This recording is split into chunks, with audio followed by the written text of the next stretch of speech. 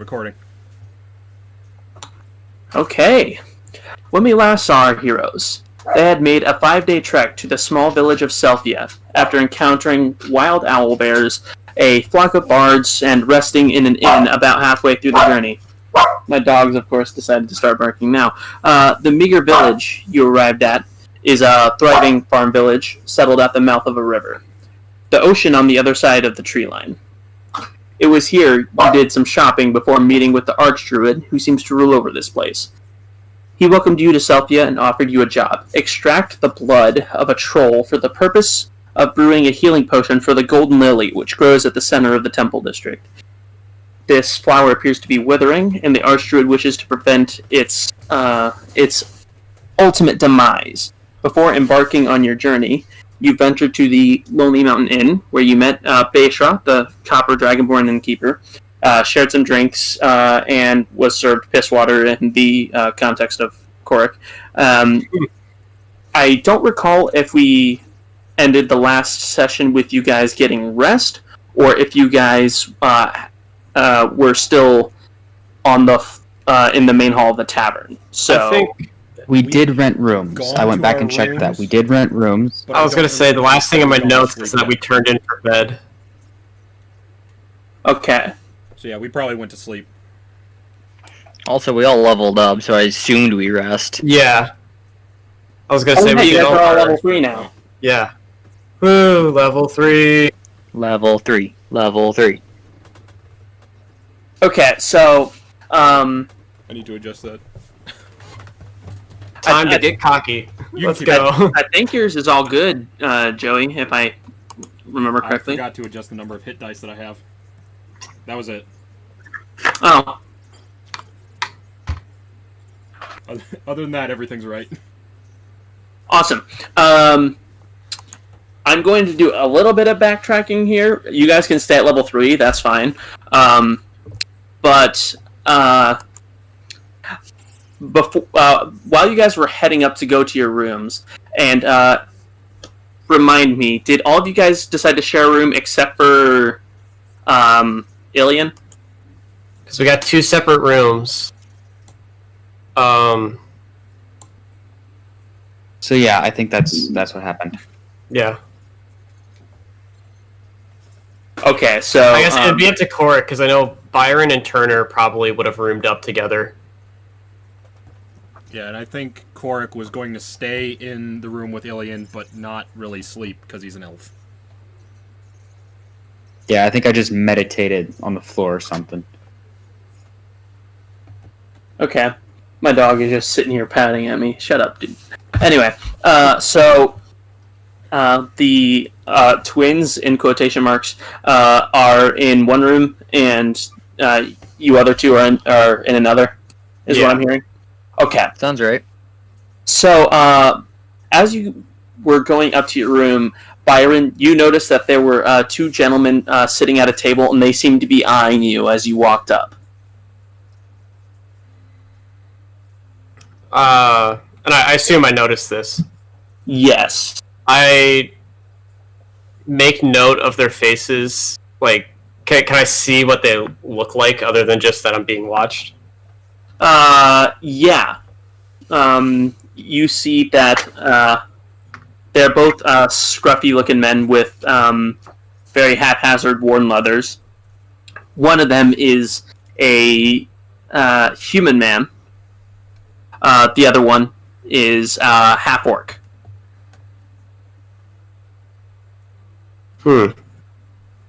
Okay. And nothing discernible other than just scruffy leather armor that I would know? Yeah, no insignia or anything that particularly stands out about them or anything. But they might be somebody that you would have seen in a tavern somewhere, maybe.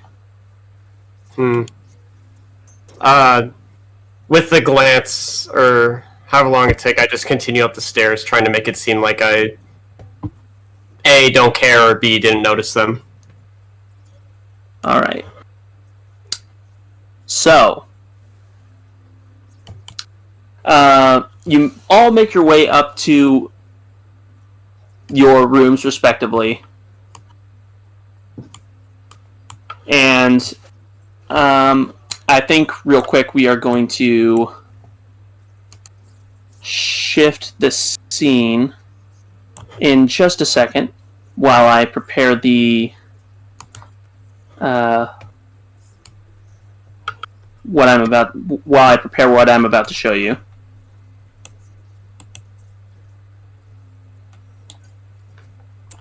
Of course, it's deciding to be a dick. Don't worry.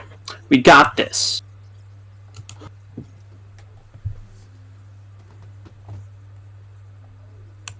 Okay, so...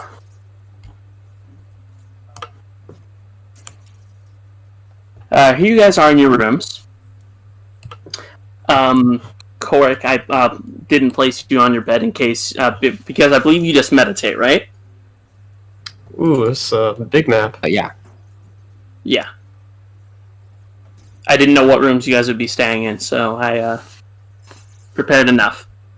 But as you are all getting ready to rest, Byron, you hear a knock at your door.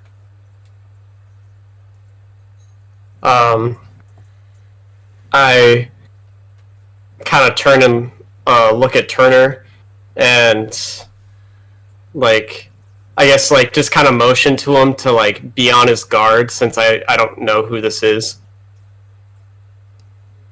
Or just, like, be ready for something. Does Turner acknowledge? Yeah, does Turner do anything? He just shakes his head. Okay. Yeah. As far as I remember, we didn't do anything too strenuous the day before, right? Nothing that I would have needed to mark down, since this is before arrest. I'm just asking, did we do any major combat before? I guess I would have had a short rest beforehand, never mind then. But I'll make my way to the door and just kind of, who is it?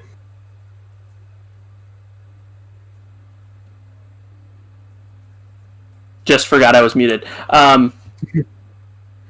So, as you say that, you hear a voice on the other side, a gruff, nasally voice said, "Just open the door quietly."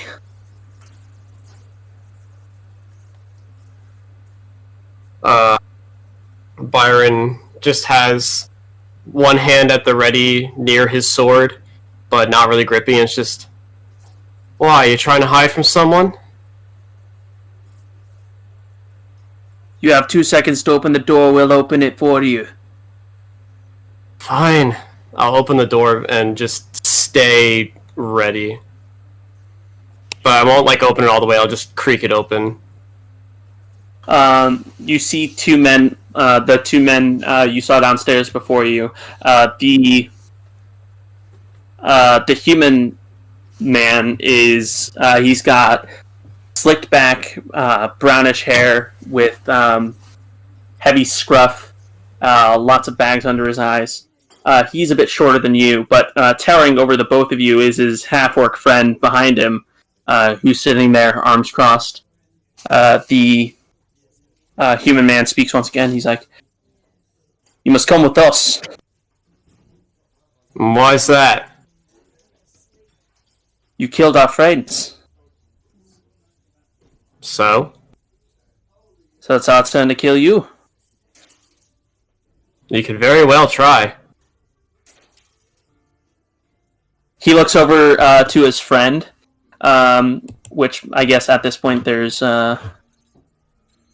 I'm just gonna... pop... What the hell just happened? Did the map... Nothing changed on my screen. Yeah, I don't see anything different on my map. Yeah, hold on.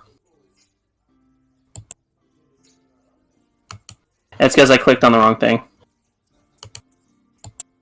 Alright. There we go. The half-orc reaches over to you and attempts to grab you by your scruff and pull you forward. Can I try to slip out or dodge it? Yeah, go ahead and make a. I'm gonna say athletics check. Athletics, not like a dex saving throw? Alright. Yeah. Right, While he's doing that, are we still technically level 2 at this moment? No. Okay. Cool.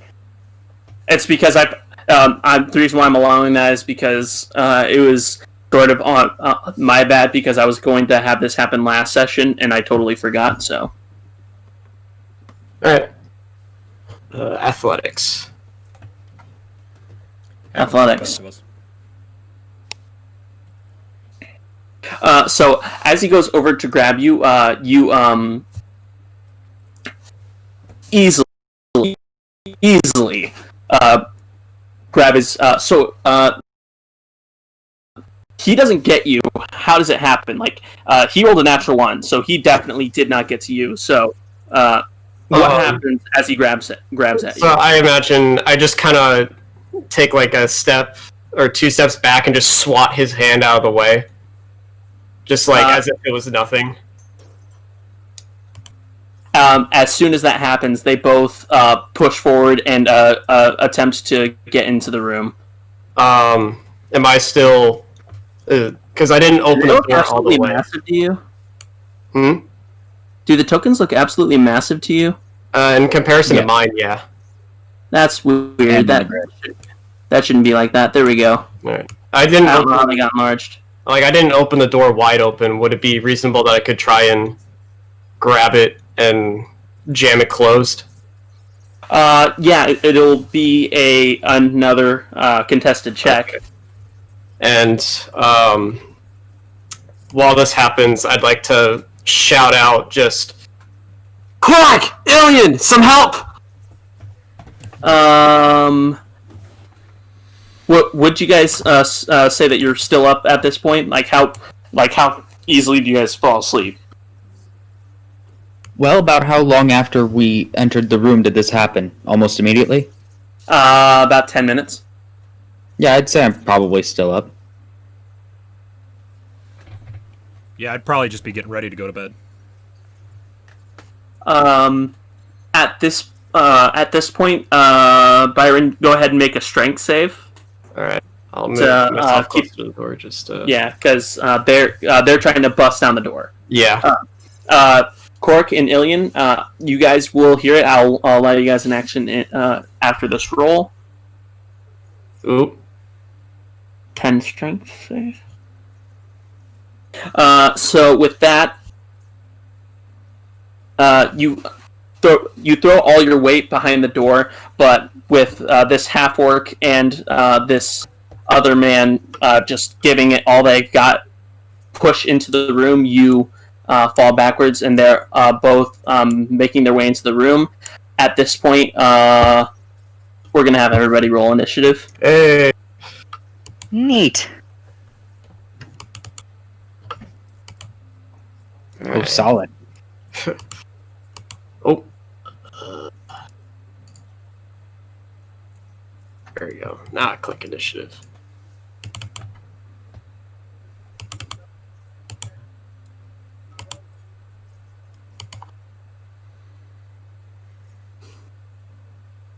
Alright. Do we have battle music? Is the question. Not right now. No, I'm wondering if I have battle music. That's not what you asked, but okay. That is not what I asked. That's very observant of you. But now.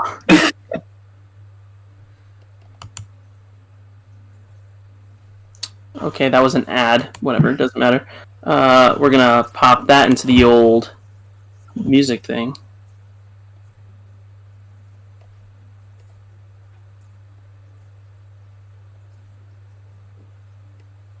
Oh, I have to skip. Oh, I have to type FS. There we go.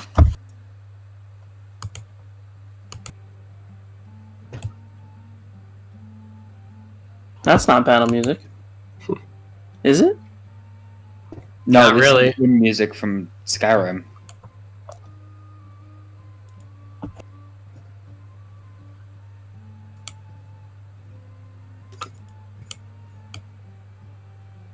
Is that what this thing sounds like? God, why does YouTube have so many ads? Whoever Probably 'cause invented they're greedy bastards. Yeah. Whoever came up with the double ad, though, is... Ugh. Oh, I hate that person. Satan has a special spot in hell for him. So the special spot in hell for who? The person who made double ads. Right next to Hitler, in my opinion, not gonna lie. Oh, jeez. Okay, maybe that's a little far. Probably went a little far with that one. I'm sorry, guys. Oh. Is that... That is Terry. even Terry. What's up, Terry? What's up? We're playing Special guest D&D. visit from Korea. Neato. Guest appearance. This is more Skyrim music. You know what? No. Screw the rhythm bot. It's not playing what I want. It's defying me. The robots have taken over. We're just not gonna have music. We can't have nice things. Anyway, That seems about right. that it just sums up 2020. Straight up. Okay. How's D&D? We haven't really gotten into it yet. So, but Kian, Start an initiative. it is Corik's turn. Oh, coolio. So, I'm just gonna pick up my staff, which is probably like right next to me. I would I'm assume. gonna run right over here behind this guy, Mm-hmm. and New. I'm going to open my character sheet so I can take a sweep at his legs. Okay. This one would be the half-orc man. Oh yeah, you hit him. Okay. Cool. Oh, right, I have to roll damage. Oops. Yes, yes, you do.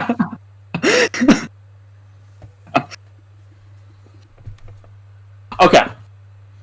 So, this mountain of a man, did Terry just leave? No, that was the music. Rhythm. Oh. Oh, so the jukebox. Well, good. It was anyway. All right. So, this mountain of a half orc, standing before you, you approach with your quarterstaff and just whap him in the side of the leg. You don't manage to sweep him, but you do manage to get him to kneel over as he yells out a cry of pain. Anything else? Yeah, I'm gonna use my double action, my bonus action. I mean, to take a kick at the leg and hope I can like buckle his knee or something. Okay. Go ahead and roll non-arm strike. That one, however, doesn't manage to hit. As you go to... Huh? I said that's a crying shame. Indeed it is. As you go to kick at his leg, he holds fast, and you just kick his bracers, not managing to make a hit. Jesus, Ethan. Hold on. There we go. Now he can hear us, but we can't hear him. So, Spectator mode unlocked. Byron, it would be your turn. Right. So the human is who's in front of me, right? Yes, sorry. As they come in, I unsheath my sword and get ready, and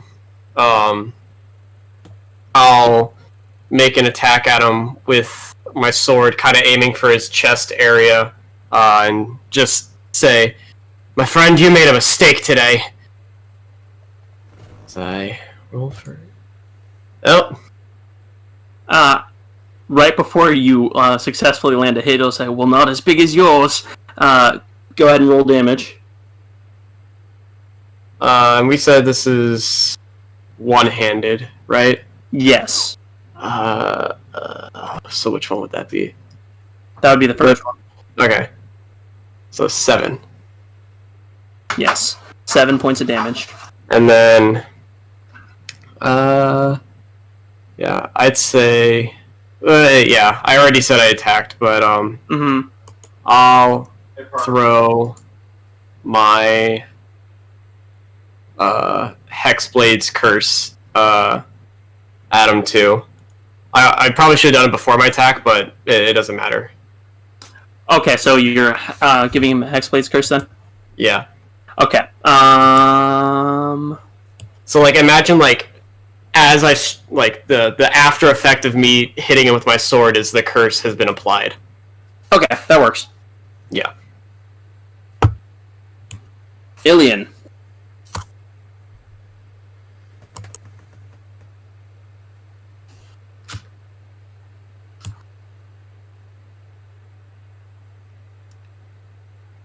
Contacting Joey. Oh, there you are. You're moving. Yeah, I had to count out and see how far I can get from the bed. I can move one more. And that makes 40. So I can get to there.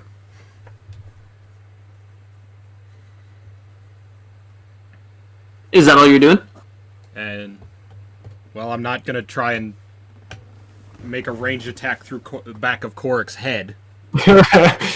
So, yes. Okay.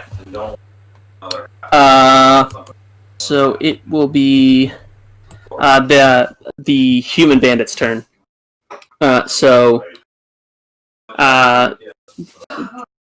Grasping at his currently bleeding chest as you slash through his leathers, he is going to make with his short sword that he draws. He's going to make one attack at you. 20 to hit for... Yeah, that hits. a whopping 2 slashing damage.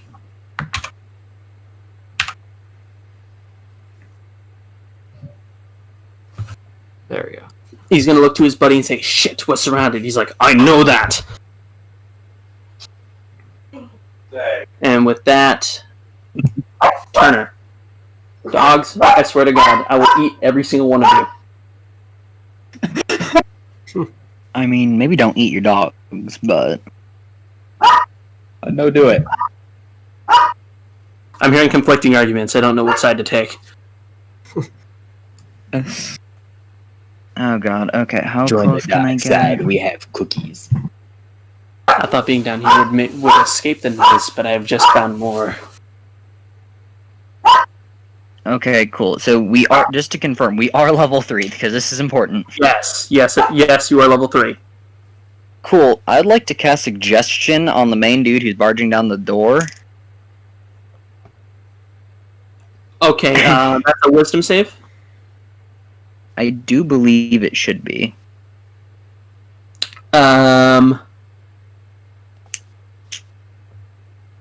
Yes.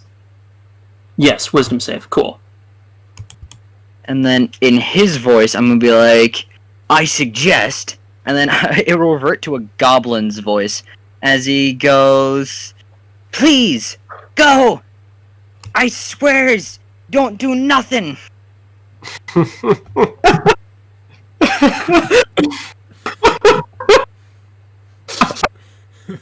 Well, he rolled a fat Goblin 2. from the tomb is back.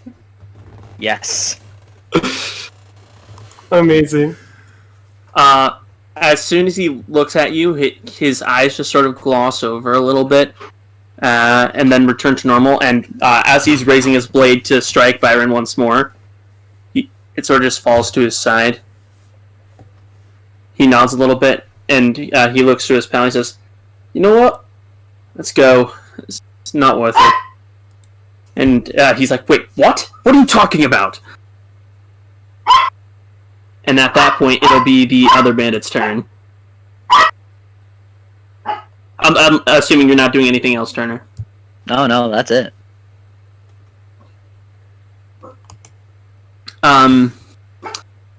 He's currently confused because his buddy just told him to stop what he was doing.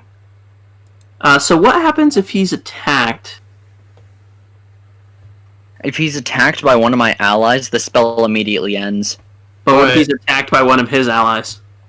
I don't. That's a good question. Yeah, that's a good question.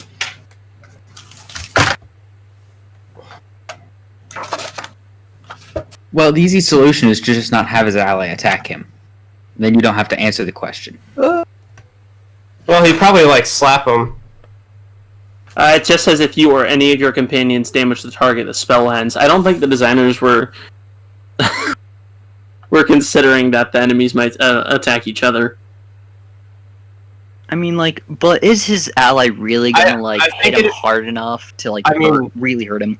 I was gonna say it'd probably be more like, dude, I'm just trying to go. Why are you slapping me? I don't think it would break the suggestion so much. That's just my interpretation. No one's trying to stab him.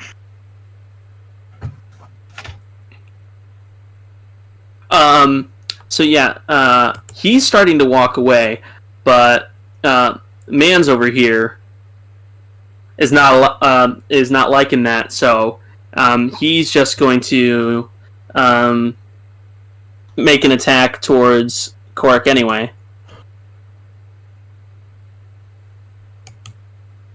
A 20 to hit for 3 points of slashing damage.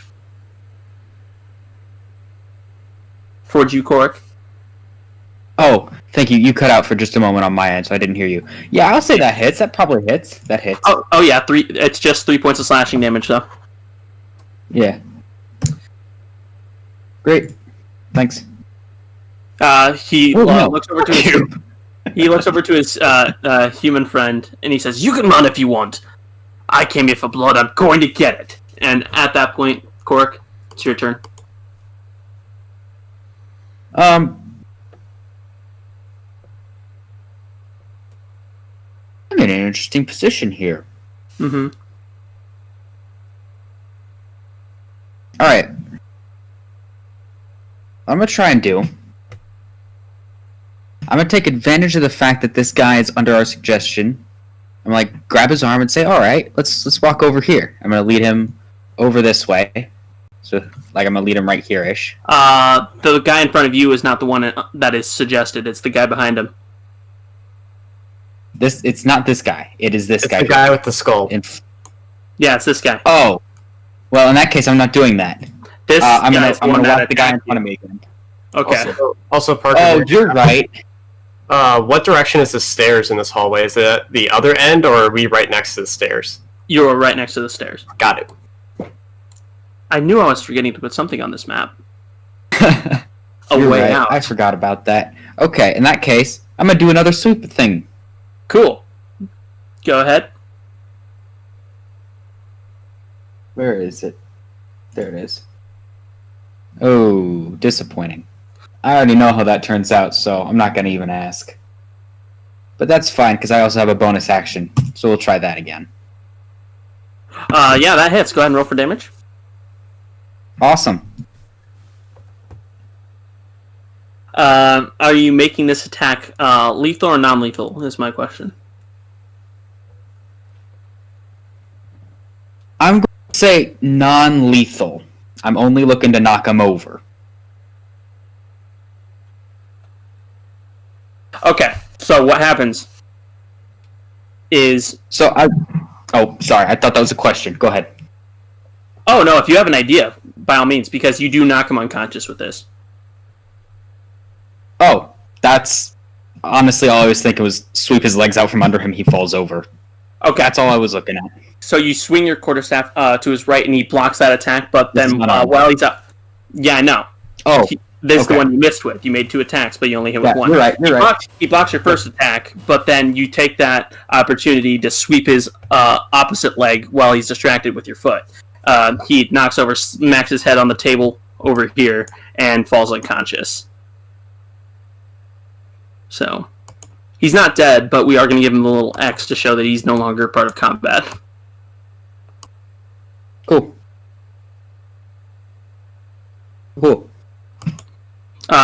So with that, this guy doesn't plan on harming any of you guys, so we're technically out of combat at this point. All right. He just looks over to you and it says, Yeah, sorry for bugging you. I'll take my friend and leave. Okay. I sheath my sword and I place my hand on his shoulder and just, sorry about the sword slash, but can you not do this, or can you guys not come after me, please? Like, this is just a big misunderstanding, and I would just really like to be, get out of this situation. So, if you just take your friend here, who's on the floor, and not bother us again, then I won't have to tell the barkeep that you tried to break into our room. Does that sound good? Go ahead and make a persuasion check.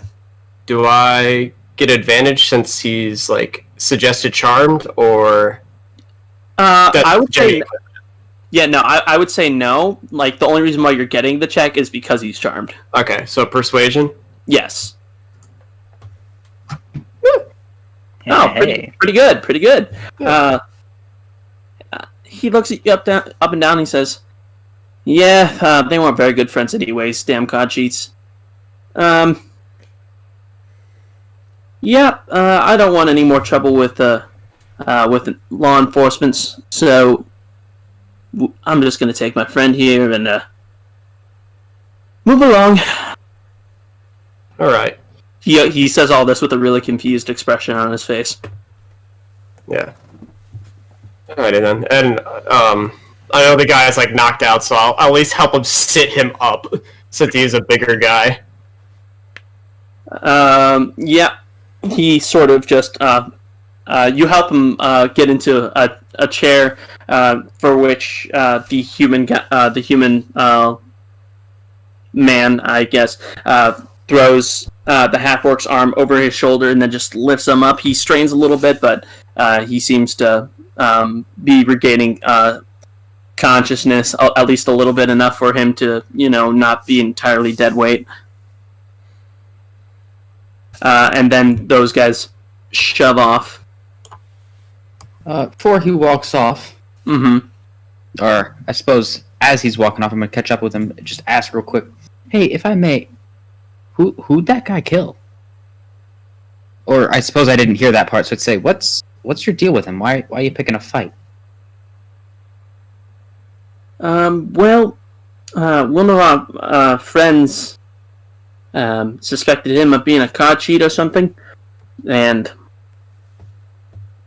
took him out into the underwoods to take care of him. He says take care of him in finger quotes. But the next day, all those lads were dead, and he was alive, so we just assumed that he killed them all. And Alrighty then. Well, thank you much. Have yourself a nice night. yeah, whatever. And they piss off. Cool. And before, I guess, Corik and Ilien go back to the rooms, I say, thanks for the help again. Alright, well, you're welcome, mate. I'll close my door and I'll turn to Turner. Thank you, Turner.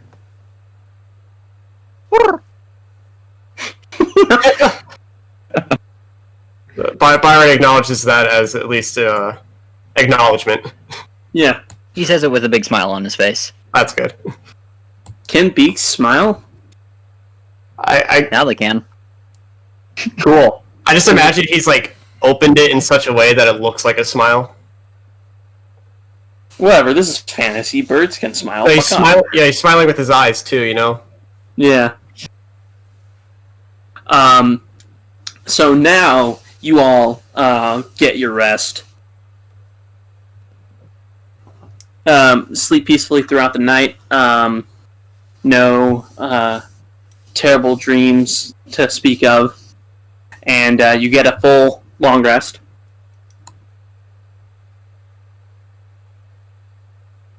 So you regain all your hit points, spell slots, key points, what have you.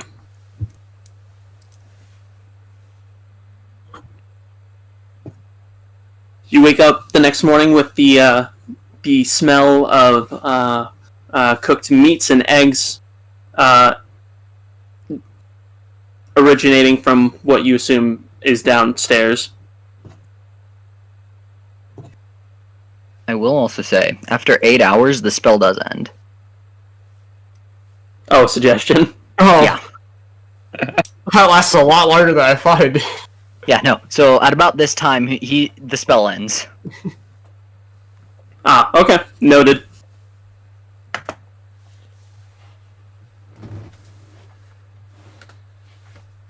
Alright, so now that morning has come, what are you all doing?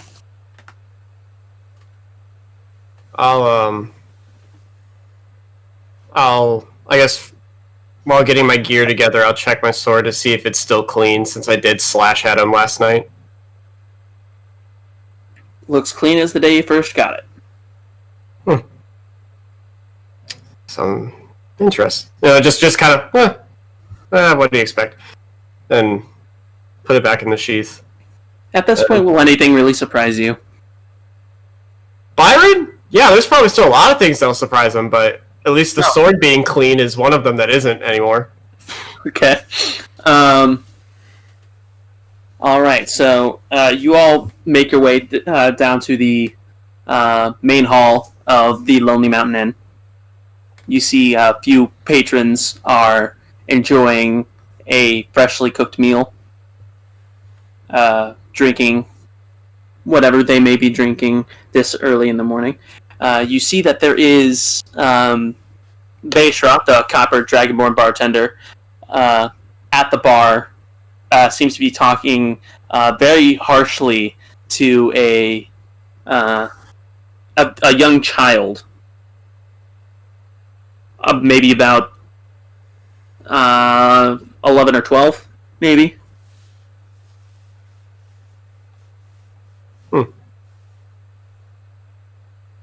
Okay. I guess we're all coming down the stairs at this point, then. Yes. You all are making your way down. Have made your way down into this, into the main hall of the tavern. I guess just, what do you guys say? Breakfast, then get on our quest. Just kind of, he says quest in a joking manner.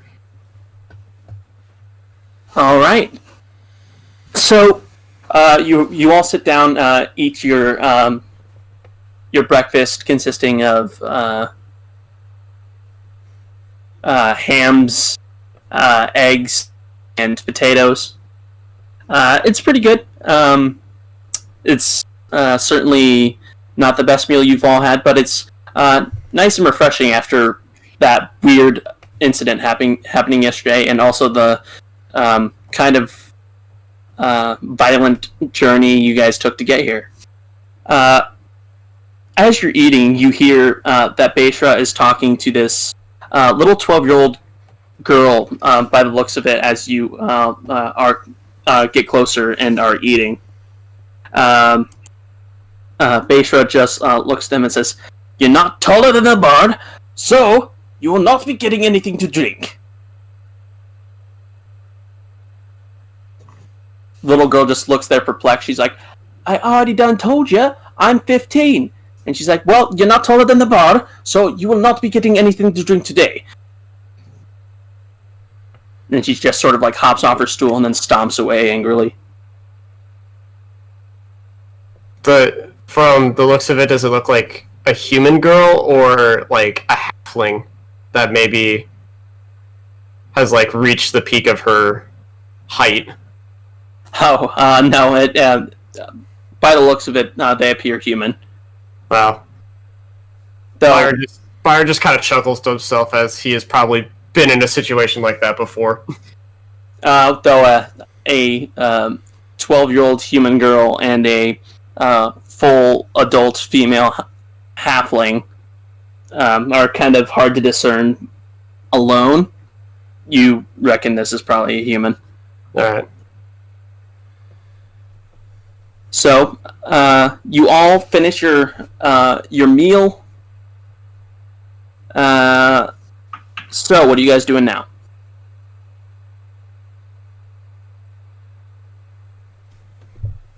Well,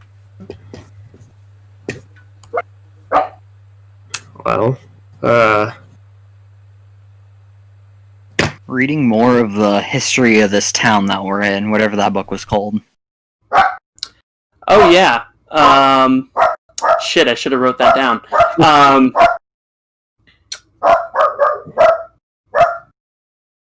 You learn about how the village does have an official lord who is like the acting government official of the town, but they don't really come here except for to collect taxes, and that the Archdruid is sort of the non-official, but everybody considers the official governing leader.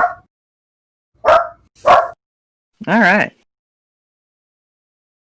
I guess once Byron's done with his breakfast, he just kind of goes through his pack, makes sure there's everything there, and just kind of mentally goes over, like, alright, cave to the north, fire and acid, big ugly thing.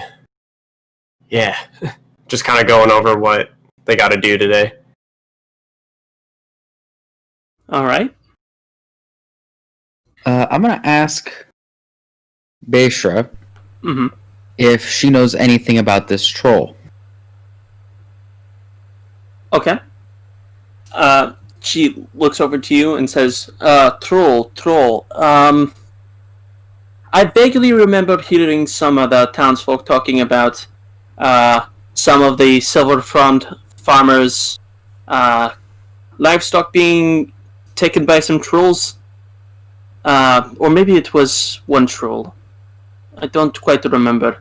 But I've heard many tales of trolls. I've never seen one up close, but it seems like an interesting experience. Why do you ask? Archdruid just asked us to go kill one. Didn't know if you heard anything about this one in particular. Oh, the Archdruid asked you to go kill something. That seems, Technically, get blood from it, but I'm gonna take a wild guess and assume that it's probably going to die in the process. Oh, yes. I don't know how successful you'd be in way of debating with the troll, but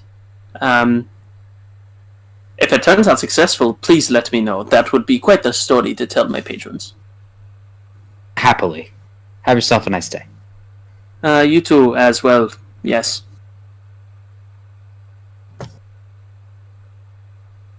Alright, what now? So, is everyone back at the table? At the table, Or wherever we're sitting. Bar, wherever you may have to be sitting. Yeah. Just kind of, alright, so... Well, I guess we head north, find the cave, and... I don't know, we can plan along the way, or do we want to figure everything out here before we head out? And kind of looking to everyone. Do we know approximately how far it is to this cave? Recollecting on what the Archdruid said, he didn't mention anything about the length of time you'd have to walk. He just said if you followed the river north, you'd eventually spot the cave where one of his scouts, he said, had spotted it previously.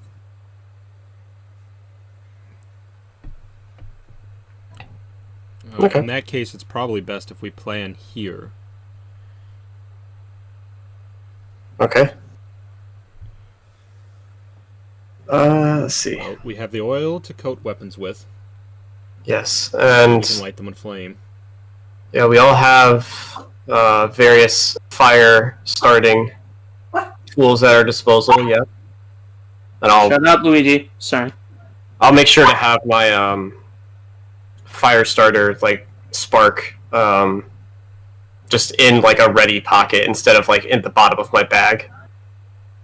Alright. As you guys are sitting there planning, you hear a massive thud against the floor, and as you turn back, sitting at the bar you didn't notice previously, this really elderly man, a halfling gentleman actually, you see him collapse onto the floor with a mug of ale still in his hand. Do I recognize this man?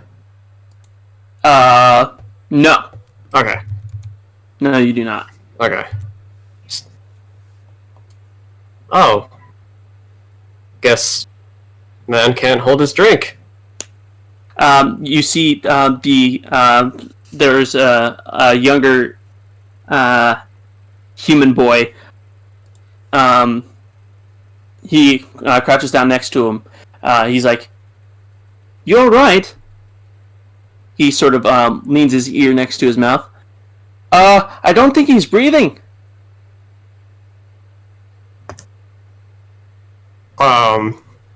I hop over towards him. Okay. And does Turner know CPR? Does CPR exist? Cheek to lip. Not really. Okay.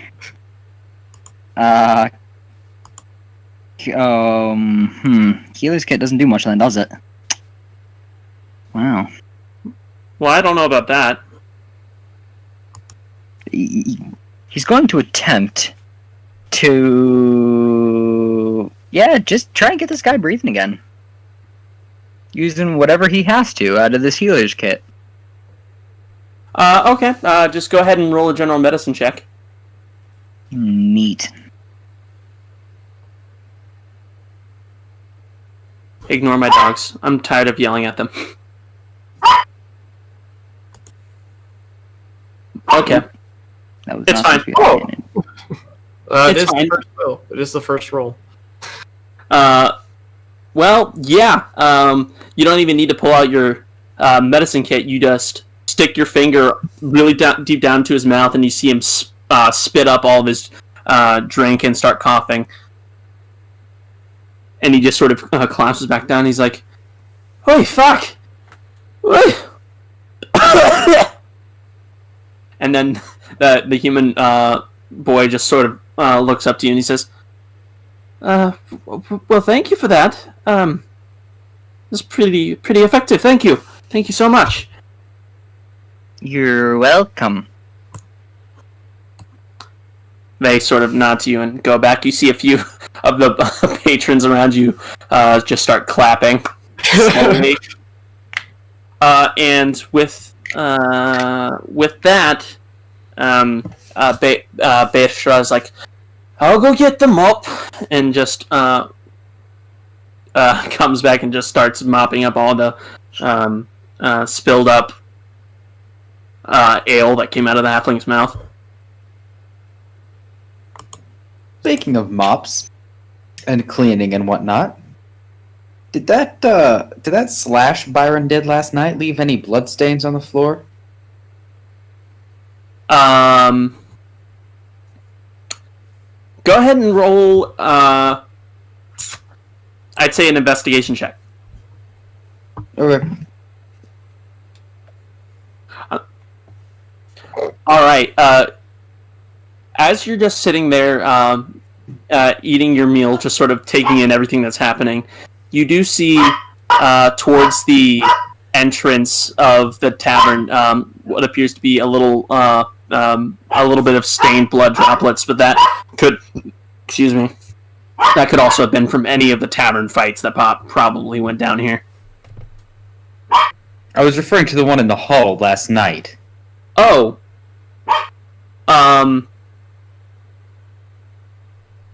I suppose you can go back up and check, but you didn't really look when you got out of when you left your room. What would you roll for a memory check? That would be history.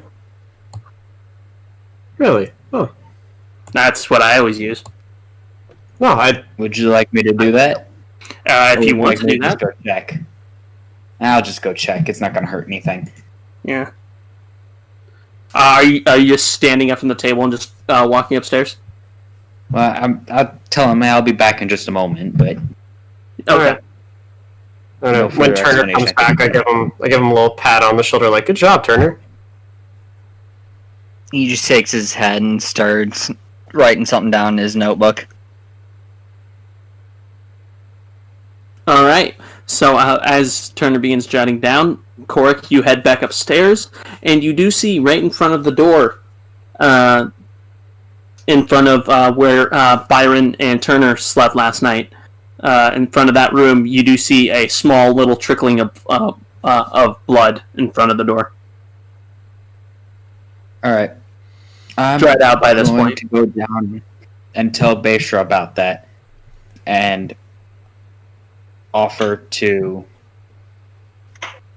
I don't know, give her some small monetary compensation for her trouble cleaning up our mess. She looks at you and says, "Oh, we have messes in here all the time. I mean, if you want to hand me gold, I will not turn it down, but it's really no If it's problem." not a big deal, I think I'll keep it to myself. Okay, whatever you wish. All right, I'll go sit back down.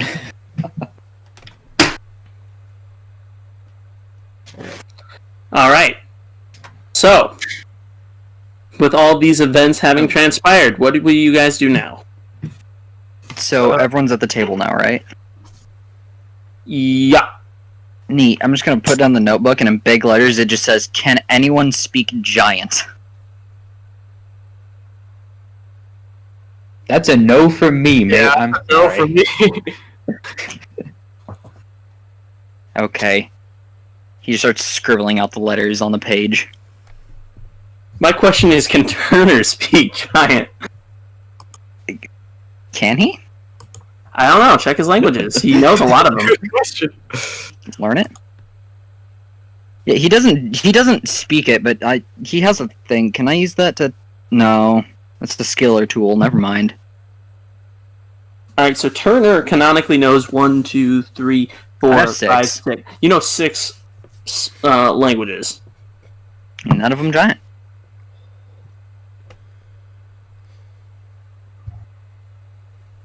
I guess. Well, so far, like we said, find the cave, try to get the oil on them, or in a way that we can get them on fire. And didn't they say something about being careful getting close to it? Trying to recall.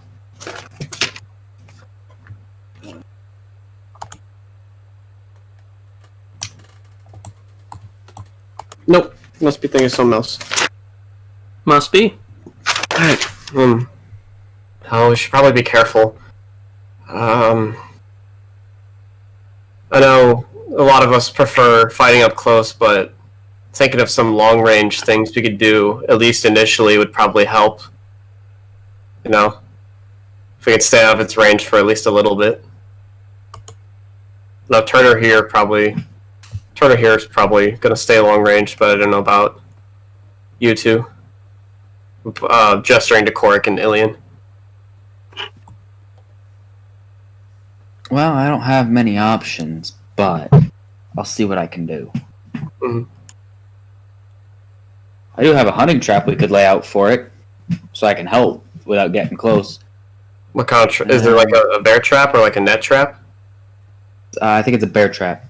Ooh. That could come in handy. Oh, who's that? That was Oh, that was Terry. Terry Nice, man. leaving and coming back. Okay.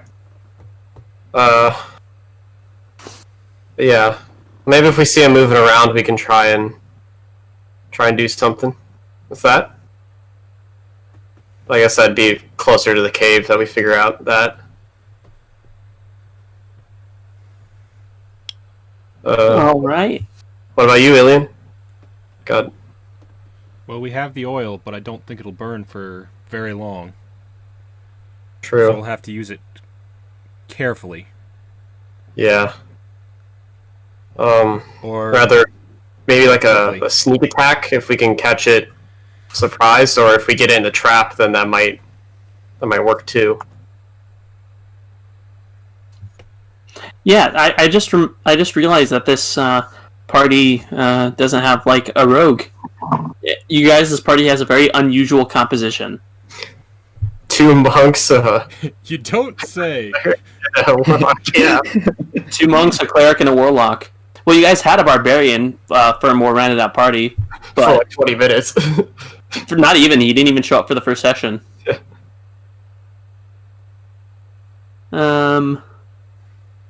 So, just so you guys know how it works, oil, it Burns for 2 it rounds. was in a yes, I believe that's actually what it says for the No, as object. I have it pulled up on my computer. Yeah, you can make a ranged attack against a target creature or object, treating the oil as an improvised weapon. On a hit, the target is covered in oil. The target takes any fire damage before the oil dries. The target takes an additional 5 fire damage from the burning oil. You can also pour a flask of oil on the ground to cover a 5-foot square area, providing that that its surface is level. If lit, the oil burns for 2 rounds and deals 5 fire damage to any creature that enters the area. So basically, if you burn it, and it is already taking fire damage, it takes an additional 5. So that means if you hit it with fire damage while it's burning with oil, it'll do 10 fire damage. At least that's how I'm interpreting it. Does anybody else interpret that in a different way? Yeah, so basically, when it's lit, it'll take the initial fire damage plus 5, and then it'll just take 5 until it burns out, right? Yeah, for 2 rounds. Okay. At the start of its turn. Yeah. Okay. That makes sense. Mm-hmm. So if we use it on our weapons, it would only burn for 2 rounds, but we would have the ability to use it. So, Or, douse a little bit on the blades, and then... Or swords. Yeah. So... And this is me knowing how you could do it in the real world. I know it doesn't have mechanics on here for it. But it also is not super effective in the real world. That's why it wasn't done much. Yeah. No, but... Realistically, the only people who could use it would be me and Byron, just because we both have magic weapons that wouldn't melt. Yeah. I mean, Otherwise oil it would doesn't destroy burn any hot sword enough you put to it on. melt. I mean, But it I would guess remove what the I'll temper. say, since it's how many flasks of oil did you buy? Didn't we buy 3? No, wait. You said it was not a flask, it was like a bigger jug. So I don't know exactly how many flasks of oil it's worth. You never actually gave me a number. Yeah, I had it written down somewhere. Of course, now when I need it, I can't find it. I feel like... the number 3 is ringing in my head, but I don't know why. Yeah. 3 sounds familiar, but I don't remember if that was something else we were looking at in the shop.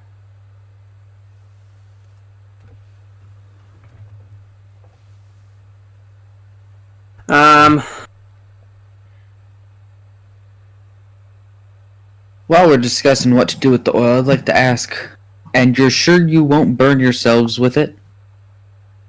It seems rather risky on our end, when we could just set fire under its feet if we lure it out of the cage, or out of the cave.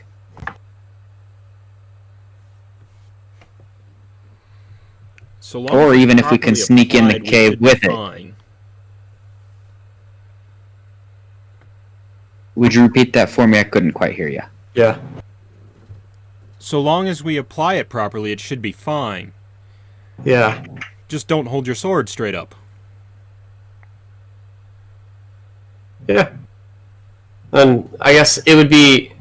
If we can't get it, like, set... If we can't get it set as a trap, then we can douse and light the swords and then douse the monster, so that way, if it's on the move, we can still ignite it. Feel me? Or does that make sense? Makes sense to me. Yeah. Yeah, I follow you. Yeah, makes sense. Okay, so you guys have one big thing. I think I said that I think 3 makes the most sense as well. Okay. And also So we remember have that about the 3 pints of oil.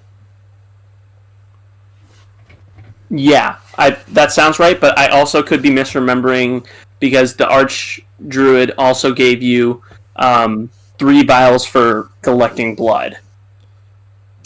Yeah. That could be where we got 3 three points. from. 3 pints should be fine.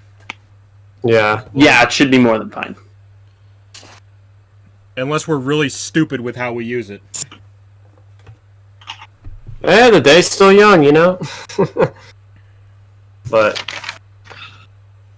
I think if that's... I guess everything else that would need planning would be more when we're at the cave, like terrain and stuff, so should we be on our way? I guess we refill our waters too before we go out. So remember, that's a thing we're keeping track of. Yes. Yep.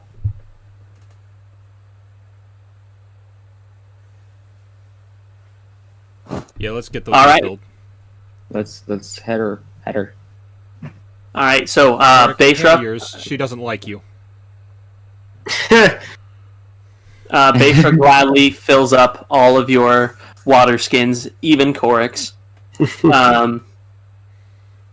She wishes you good luck on your journey, and you exit the tavern and begin your way north, following the river towards the cave.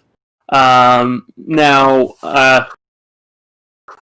who's heading the charge? I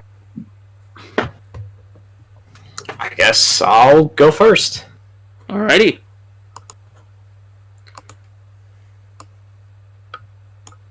Byron leading the way. Who's after him? I can go second. Oh. Alright, who's next?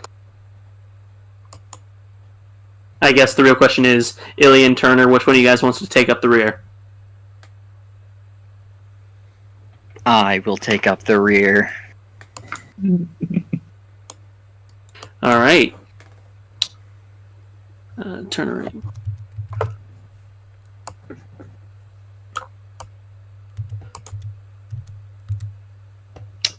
Okay. So you followed the river north for about 15 minutes, roughly, before you start seeing the cliffside with a bunch of massive boulders at the bottom. The ground beneath you sort of makes a lot of squishing sound as the grass and dirt beneath you is just a little bit soaked with water. But eventually you all begin to hear something as you near the cave, which you can see roughly in the distance. Go ahead. I was going to say Byron would probably slow down a little bit and try to make his footfall a little bit lighter. You guys can all go ahead and give me a stealth check if you'd like. Make sure we're not rolling with advantage or disadvantage unless you guys need to.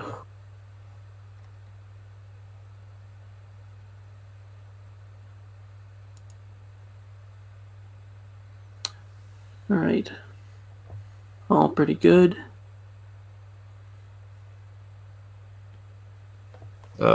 Turner. There we go. There we go. Alright. All pretty good. Hey, I may stick out like a sore thumb most places, but I know how to disappear when I want to. We all have like similar stealth modifier. Yeah, all y'all are pretty dexterous. There's not one strong boy in the party. Who needs a rogue? Who needs a Evidently barbarian? me with a simple 10. Well, yeah, but that's just a bad dice roll. Like, you still have a yeah.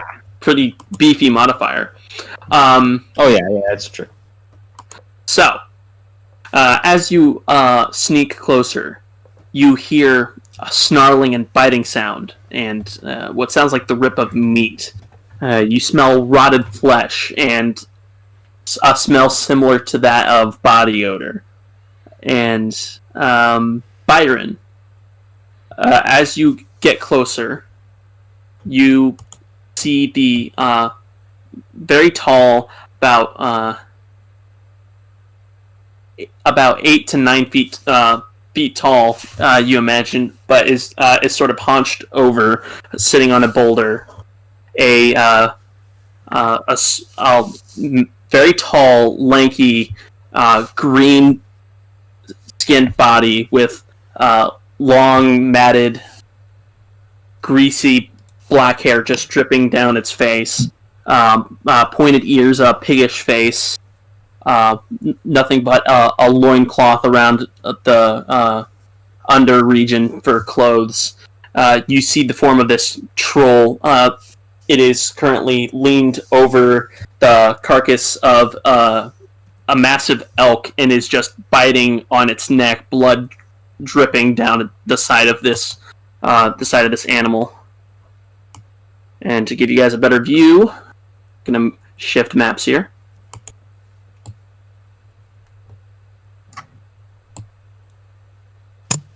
Oh, we just crossed the water.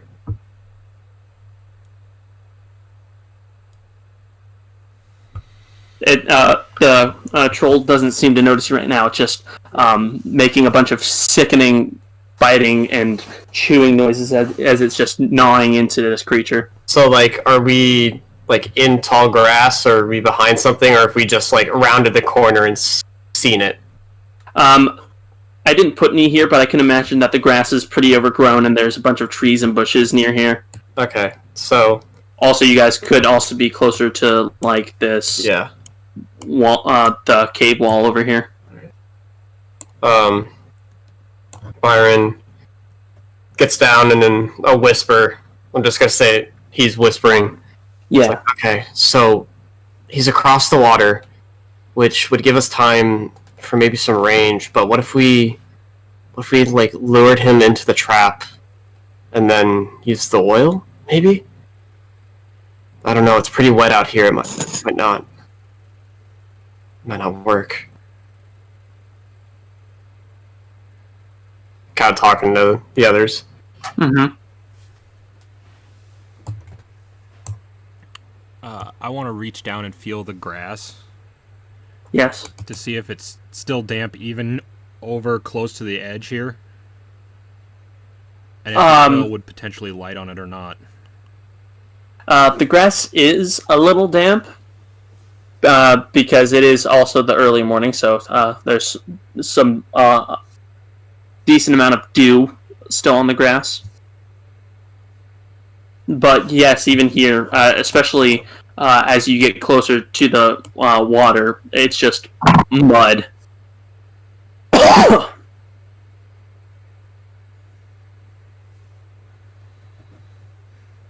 But yeah, you feel the grass and just get a nice big handful of just wet grass.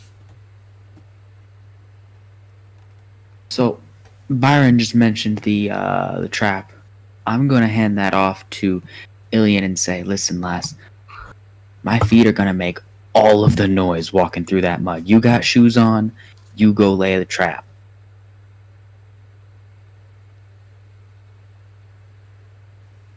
Like, well, where do we want to set it up? Do we want to, like, kind of put it here and then draw him back? Or, and he kind of looks back over just to double check that it's still there. Oh, yep, still just sitting there enjoying its venison. If that's the plan, then we could do that. Then I can just set it here. And then, If we want to lure it over, That I seems can like just the like best throw a plan. dart at it. was gonna say, if we wanted to, like... Or I could make it sound like there's a wounded animal here. That could work too. Actually, I can make it look like there's a wounded animal here too. It wouldn't be real, but with the sound and the illusion, could get May it. not be interested. He's already gotten elk.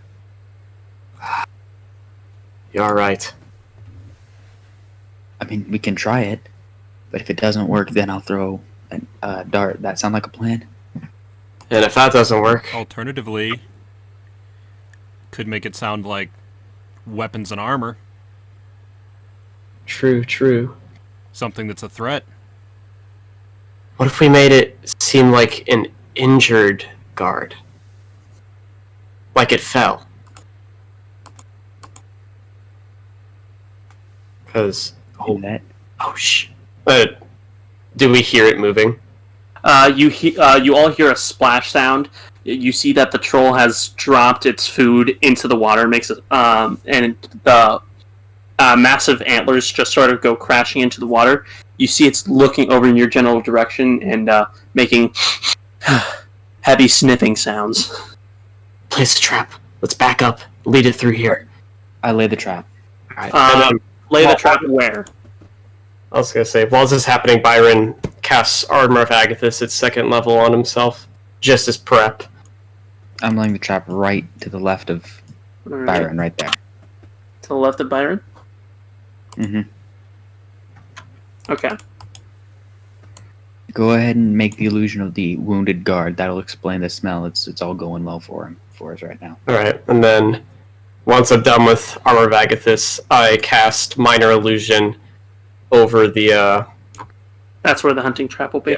I cast it over the trap, and so it looks like an armored town's guard who has broken a leg and is in pain. And I made the rest of the illusion make it look like there's no trap if it wasn't able to cover it, since it's a 5x5 square. Oh yeah, it'll definitely cover the area. Yeah. So Alright. you're casting minor illusion to do what now specifically? In the 5x5 cube, it looks like there is a town's guard who has like fallen and hurt his leg and cannot get up. So Okay. he's like on the ground holding his leg. Okay, does minor illusion only make the image, or does it make a sound as well? Let me double check that. Let's see. Also, I'm Just just one or the other. So it's gonna I make can also the cast it, and I'll make the sounds. yeah. So it's you gonna, guys can both cast it. Pretty sure that's the one I have. I'm double. because if not, then I'm pretty sure. do you have prestidigitation? No. Spell. You don't have anything Why put didn't down. I have I have minor illusion. Yeah, you do. It's not listed on my spells because it's racial ability. Yeah, you can put them in there if you want, but who's making the image? Who's making the sounds? It doesn't So really matter, but Byron's making the image, and then Ilien's making the sounds. yeah. By the way, I'm just moving you guys over here because there isn't enough map Yeah. to make you guys go backwards this way. But yeah, so it's going to slowly start advancing forward, just trudging through the river onto the other side. You see, it just lumbers forward. Quite tall, this creature, but it seems rather dull, and its long, lanky limbs are sort of like dragging near its knees. So hunting. Byron. Yes. Go ahead. I was gonna say, Byron's like, okay, do we want to coat the blades now, just in case? Asking if we want to coat the oil now on our blades, so if it gets caught, then we can throw the rest, and then go into ignite. That seems reasonable. Okay. So he gets out one of the flasks and begins carefully, with Ilien's help, or helping Ilien apply oil to our blades. Mm-hmm. Just to get it ready, and I'll have my fire starter ready just in case as well. Okay, I will so take the leftover oil in my hands, and I'll have my own fire starter ready. So, like, as the troll is moving, this is what we're doing. okay, so can you guys repeat that? I was looking at the specifics for hunting trap, and I also have a question regarding your hunting trap. Okay. Okay. So after we set the trap and move away, as the troll is moving towards it, we are applying oil to our blades. Okay. And then whatever we don't use with the blades, we're having Corik hold, so that way he could throw it if need be. And Okay, we have our fire starters ready in case we need to ignite it. okay, If so I may, was the plan to throw it on the beast itself or on the ground around the beast? Or does it make a difference as far as rolls? well, it has to be touching it in order for it to work, obviously. But other than Yeah. that, I'm like, if it's on the ground, does it affect how it damages it, or is it the same either way? 'Cause it's on fire. it'll affect it the same as long as it's touching the fire. You know. Yeah. Okay, just making sure. Actually, it'll only take the extra 5 fire damage if it's covered in the oil. But if it's stepping in the oil, I would consider that to count. So, Okay. how many of you guys are coating your blades in the oil? Only Just 2 of us have blades, so it's only Ilien and Byron. Yeah. No, I'm pretty sure Turner has a sword. Turner has a dagger, but he doesn't have any way to light it. Ah, that's also true. And question about the hunting trap: is it affixed to anything, or is it just a bear trap just sitting out there? It's just a bear trap set on the ground. Okay, so it's not like affixed to anything.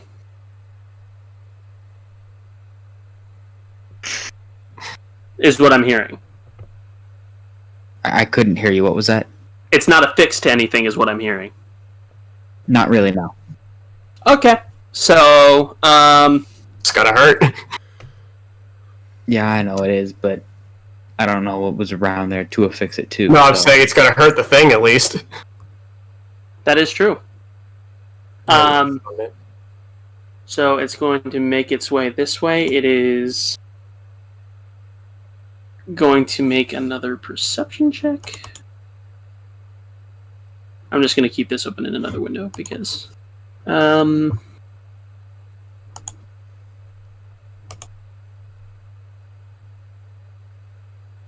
Okay, so as it gets closer, it sees the illusion that you guys are making, and then immediately goes to grab at the illusion with its hand going through it, and it now must make a dex save.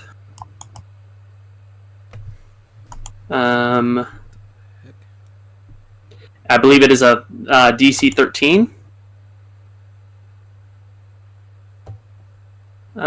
Looking up hunting trap specifics. It rolled an 18 for its save. Hmm. See if I can So- save here. It touches the pressure plate, but immediately notices its hand going through the illusion and snaps its hand back as the trap clangs shut and then just clatters to the ground. What do you guys do as it immediately just begins looking upwards, trying to find whatever left this trap here? Just shit. Go. Go? I'm going. And Byron just says sorry and immediately 1, 2, 3, 4, 5 6, bolts this way Mm-hmm. and sends in Eldritch Blast at him. Okay, roll to hit.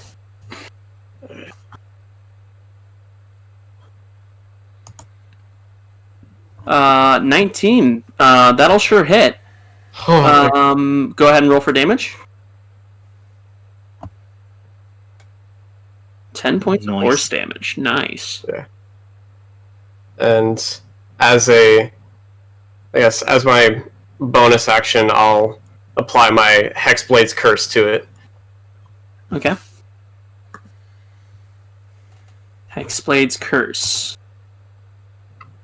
If you can, go ahead and drop that in the chat. Thank you. Okay,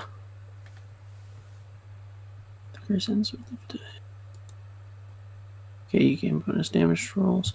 Alright, so at this point, we're going to go ahead and roll for initiative. Neat.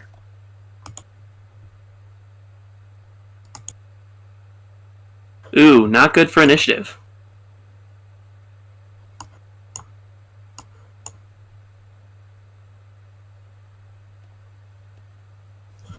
$16.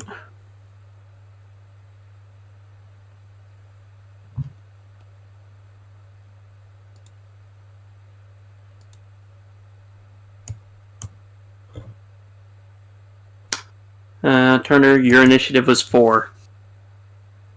Oh, it was 4. Gotcha. Yeah, Yeah, you rolled initiative 3 times. Oh, it wasn't popping up, so I was just like, why isn't that working? Oh, yeah, there it is. If it does that, just give it a minute. It'll wait. Now we're just waiting on Ilien to roll. Okay.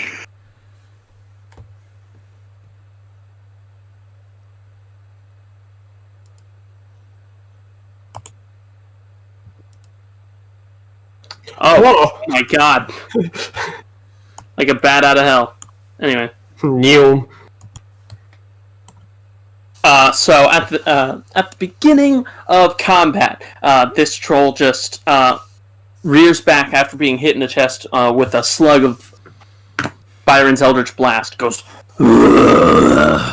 and even from over here, you can smell this troll's horrible breath. You see the blood still dripping off of its fangs from eating that elk. Ilien, you're starting off our initiative here.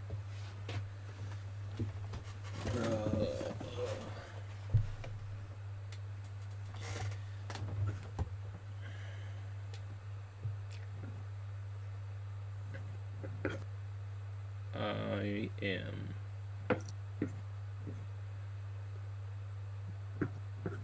going to have to get up nice and close because I don't have anything that works at ranged, really. Okay. And while I'm doing that, I am going to strike and light the sword aflame. That's my action. Yes. I looked it up. I would That's say my so. action. Yes. It says it is, so... Yeah, I would have said it was your action regardless, because that would be ridiculous if it... I am going to then burn a key point to do Fury of Blows. Unarmed against it. Flurry of Blows. You can only use Flurry of Blows after you take the attack action. Then I have to just use the regular attack. I thought I could do it anyway. Then we'll unarmed attack for... No, well, you still get one attack.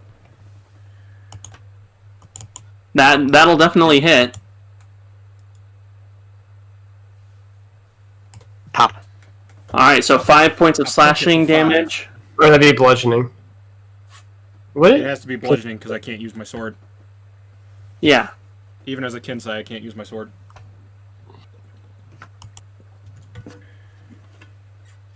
Alright. So, with your sword ablaze, you see that this troll is not going to allow you to strike with that immediately. As soon as it is engulfed in flames, you see its eyes widen and it sort of shriek back in terror. With that, Corik, your turn. I am going to run up kind of by Ilien and throw the oil on it. That is an improvised weapon attack. Yes, a ranged improvised weapon attack. It has been a preposterous amount of time since I've done one of those. So, Remind me if that works. Well, are you proficient in dex saves? I am. Then just roll a dex save because it's the same modifier. Alrighty. Ooh. Because it would be your dex plus. Wow. Also- yeah, that's not good. I have a question. Yes. How much oil was used to coat my and Ilien's blade? Would that be one flask between us, or? I think you would probably have had to have used, for both of them, at least half of the oil you had. Okay. So it'd be about a pint and a half. Right. So, So did you throw the half full one or the full one? well, it's just one whole thing that you guys had. It was in one Oh big yeah, jug. right. We had it in a big jug. So I threw a pint and a half of oil, and it landed by it, I assume. Yeah, I'm looking up how that would work. Alright, so make a ranged weapon, a ranged attack against a target, treating the oil as an improvised weapon on a hit. The target is covered in oil. It doesn't say what happens if not. So I'm just going to say that you throw it at it, but it just sort of like swats down the flask, and it lands in a... here, we're going to draw another shape here. Lands in a 5 foot by 5 foot puddle right in front of it. Alright. So that's your action. Yeah. I'm going to take a step back and end my turn because I don't want to get close yet. Okay. Byron. Byron just kind of goes, great. And he moves just a little bit farther, still trying to draw the troll's attention, and he sends out he would, I guess, ignite his sword at the moment, using his action, and then just kind of yells at it, "Hey you! Yeah, that's right! Over here!" Just trying to...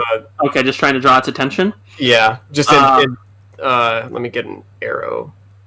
I forgot. Let's select and move. Just want... Okay, you know what? Just kind of moving in this direction. Preferably through that, but like this way. Oh, so you're trying to make it move towards you. Yeah. Okay, go ahead and roll a performance check with advantage. Hey. Alright, performance. Okay, yeah.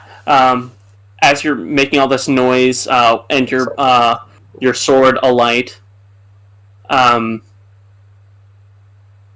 its eyes are drawn to you right now, like a moth to a flame right now. Is that your turn? Yeah, Byron just goes, "Yeah, I did it." And at the same time, he's like, "What have I done?" Okay. Turner. Neat. Wow. Okay. Yeah. Yeah.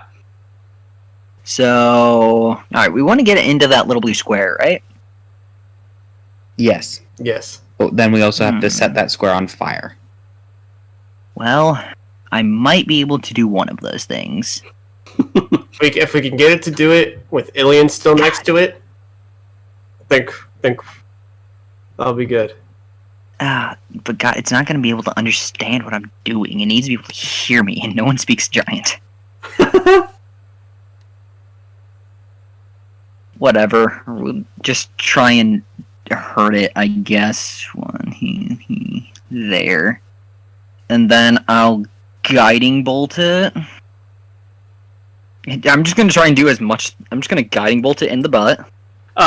Real quick, Yo. this area that you're in, Turner, is like cave walls. Oh! So you technically can't move through it. I just put you guys there because there was no room for you guys to hide around the corner because I ran out of map. Oh, okay. So if you want, Okay, but how far away from it am I then? you'd be like, hold on, you'd be in like this direction, sort of about from him about 30 feet. So if you just want to move your token right next to Corik's or right there, yeah, you're in that same square, but just 3 back. I just don't have room. Okay, in that case, I guess I will... Huh. Alright. Actually, just to make this easier, I'm just going to move all you guys up like a few squares. Okay. That works for me. So yeah, Turner, you would be like right here. That's fine. As long as it's about 60 feet away from me, I want to make a spiritual weapon of a giant book and just smack it into the oil place. So, like, thwack it on the back of the head. Yep. Nice, Professor Snape. Okay, spiritual weapon, 17 totally hits. Yay! So yeah, go ahead and roll damage for that. 7 points of force damage. Oh, So go for it, 5 feet. as you guys are all about to launch a vicious attack towards this creature, you guys see a ethereal book appear above, like a massive like picture the book The Rules from the Godparents, just like appear behind him. Just like smack him in the back of the head. I suppose since you're trying to knock him over, he will roll a dexterity save. Jorgen von Strangle. Precisely. And with a natural 7, it will stumble forward 5 feet Yay! towards it. But if it lights on fire, it's a good chance it might also set Ilien on fire, but she's a tiefling, so... That's fine. It's fine. So that's my Turner, bonus is that all you action. do? Wait. Well, that was my bonus action. Wait, what? Spiritual weapon is a bonus action. Yeah, Cast. summoning it is a... casting it is a bonus action, but isn't attacking with it a main action? Nope. What? Hold on. Yep. I call hacks. Well, pop that baby in the chat.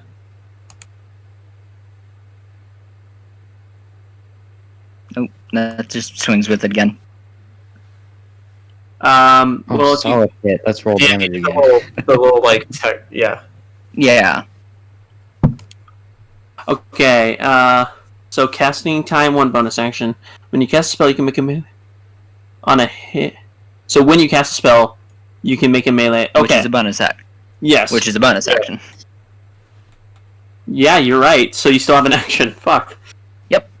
Fortunately, can't cast any more cool spells. But Yeah. Unless it's a cantrip. yeah, I guess I'll just cast like light on myself to make it a beacon. Just like, hey, stay. Or I'll make myself glow red and just be like, stop, stay there. Red bird. Yes. Okay, so you're actually just making yourself glow red? And just be like, Okay. halt. Well, in that case, it is the troll's turn. It is going to angrily lumber forward. No, don't do that. You see, you see some of the wounds that it sustained are already starting to heal. Fantastic.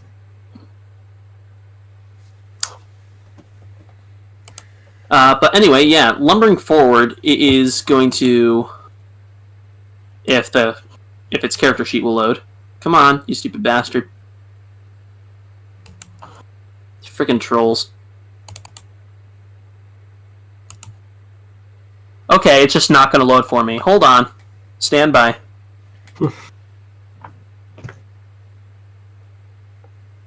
Did the internet just die? Do I need God, to I hope create... not. No.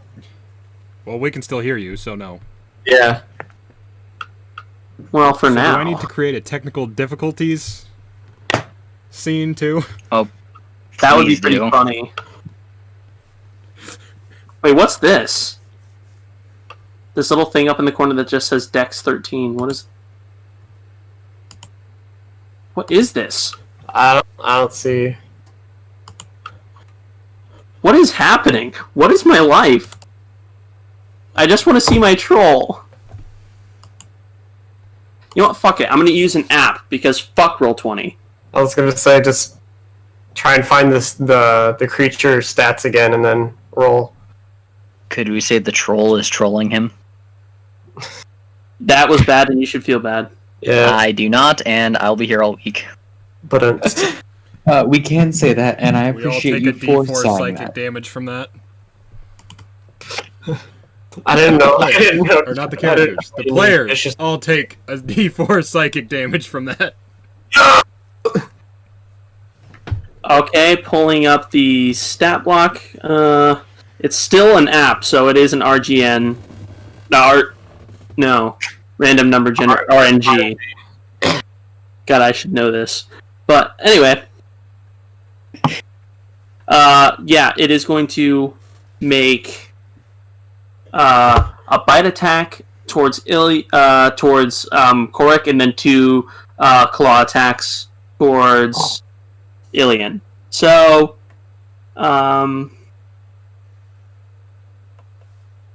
Corik, does an 18 hit? An 18 hits. Alright, you take 9 points of piercing damage. How many? 9. Oh, Jesus. Okay. I'm just going to refresh my Roll20 real quick, so if it says I left the game, I didn't. Ilien, a 17 and a 13. 13 misses, Do either of those- 17 just hits. Alright, 17 just hits. So glancing blow, so that means that you'll only Wait. take half damage. This thing just made 3 attacks. Yes. The attack, yeah. Oh, that's okay. Proud these things do that. Okay. The bigger they are, the harder they hit. Accurate. Okay, the character sheet is up. I just refreshed the page. So, with a glancing blow, 7 damage reduced to 3. You take 3 points of slashing damage, Ilien. Fine, be that way. It was a glancing blow. It works both ways.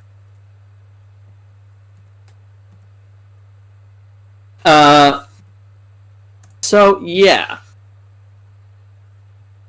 That's its turn. Ilien. I'm gonna stab it with a flaming rapier. Alright. Yay. With the intent to ignite or just to attack it? 15 just As long as it hits, does so fire that'll damage, be it doesn't matter. a glancing blow with the actual rapier damage, but the fire damage will be the same. Okay.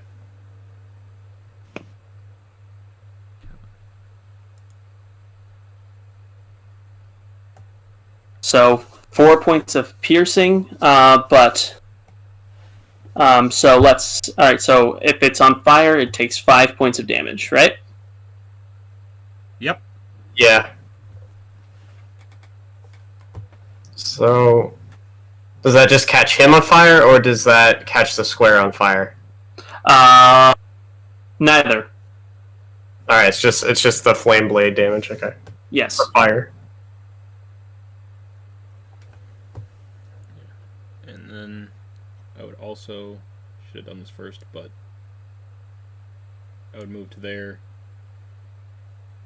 to be flanking it. Aha. Okay. Is that all you're doing then? I am still gonna punch it because I can. And this time I will Yes. use Fury of Blows because I have used the Okay. attack action. Yes. And these will be at advantage because I moved. Yes.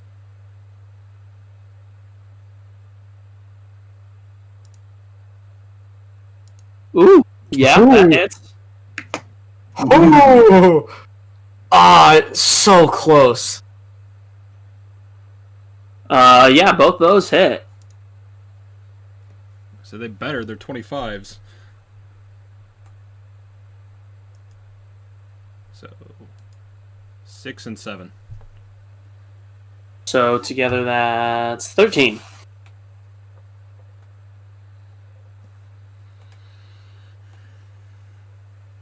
All right. So, Now that's all I'm gonna do. yes. So your first attack, the troll makes a horrible screeching sound as the flame reacts with its skin. You see it immediately starts boiling over, and as the boils pop, you see little pockets of pus and blood just start oozing down its arm.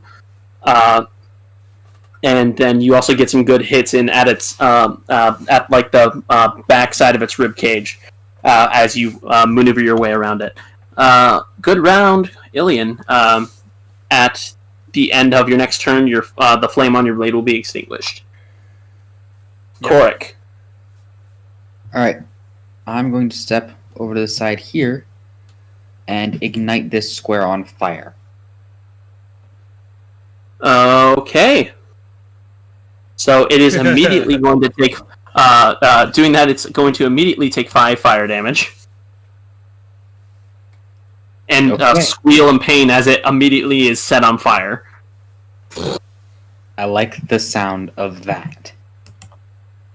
So we're going to give it another little condition thing to note that it is currently on fire. I think there's a volcano.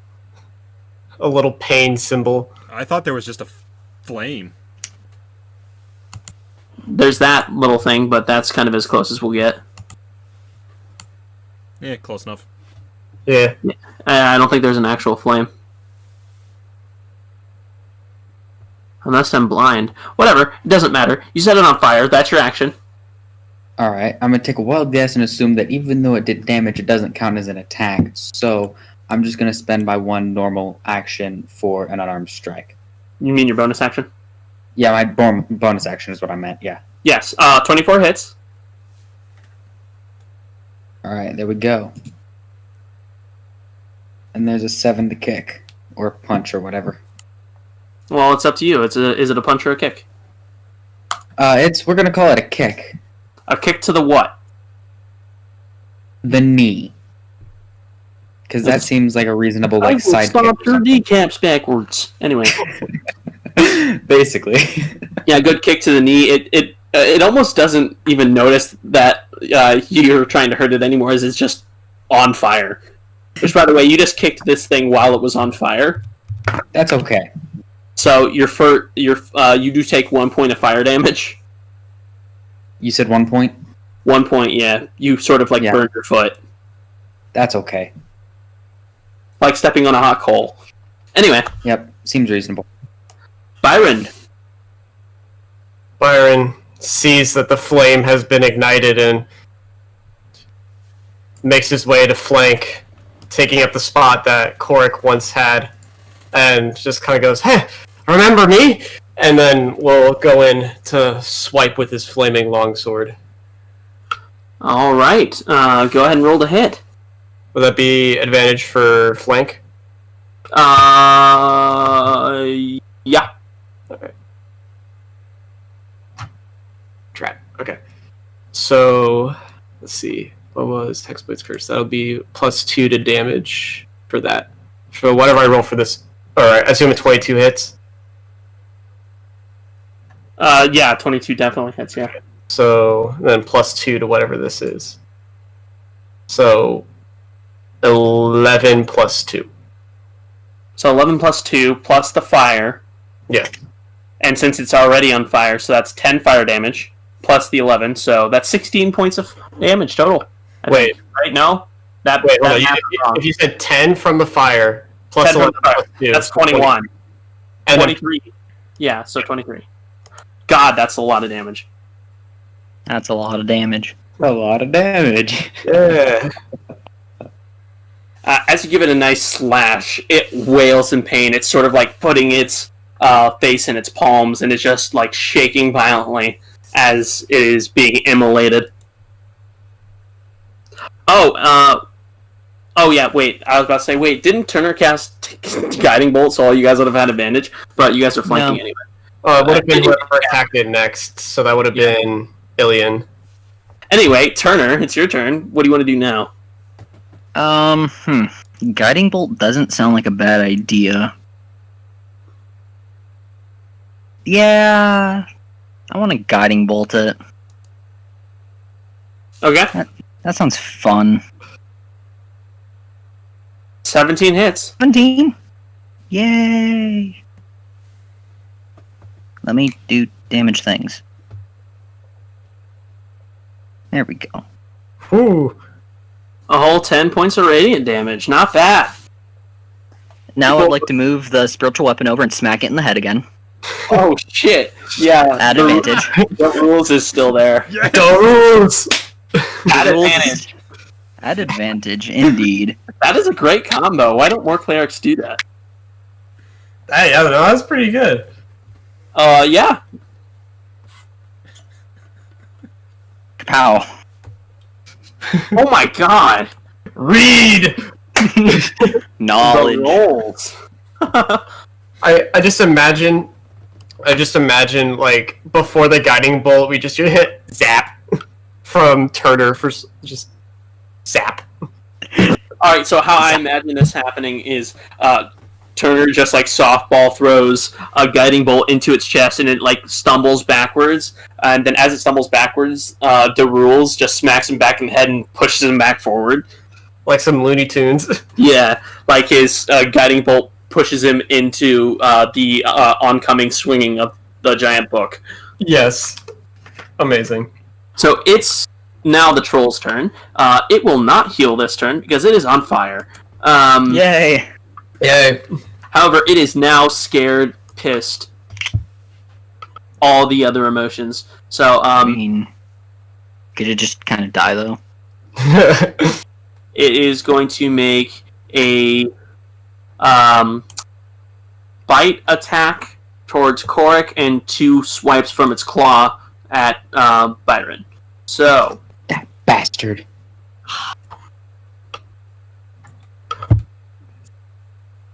yeah, I'm not even going to ask if that hits. You take 7 points of piercing damage, Corik. Jesus H. Christ. How you doing, Oh, I'm in buddy? a bad way, guys. And Byron, one of these hits, one of them does not. You take 13 points of slashing damage. And he takes 10 points of cold damage in return, because I have Armor of Agathis. That's Armor of Agathis, yeah. Wait, that's cold damage, right? Yeah. Yes. That would probably extinguish the flames then, yeah? Well, it wouldn't be water, it'd be like, I guess, ice shards? Would they evaporate out? Huh. Because it's like not water, it's ice. That's true. Yeah, I won't say it extinguishes it. But, oh yeah, he needs to take fire damage, doesn't he? Yeah, at the beginning of his turn.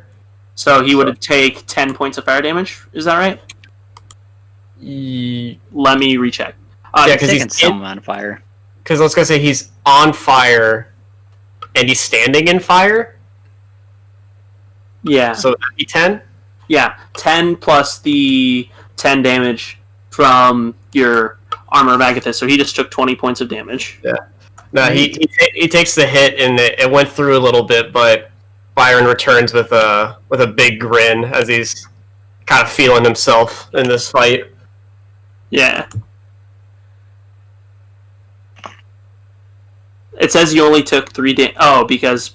Armor of Agathis. It gives you 10 additional HP. Yeah. I will eventually remember all of these spells.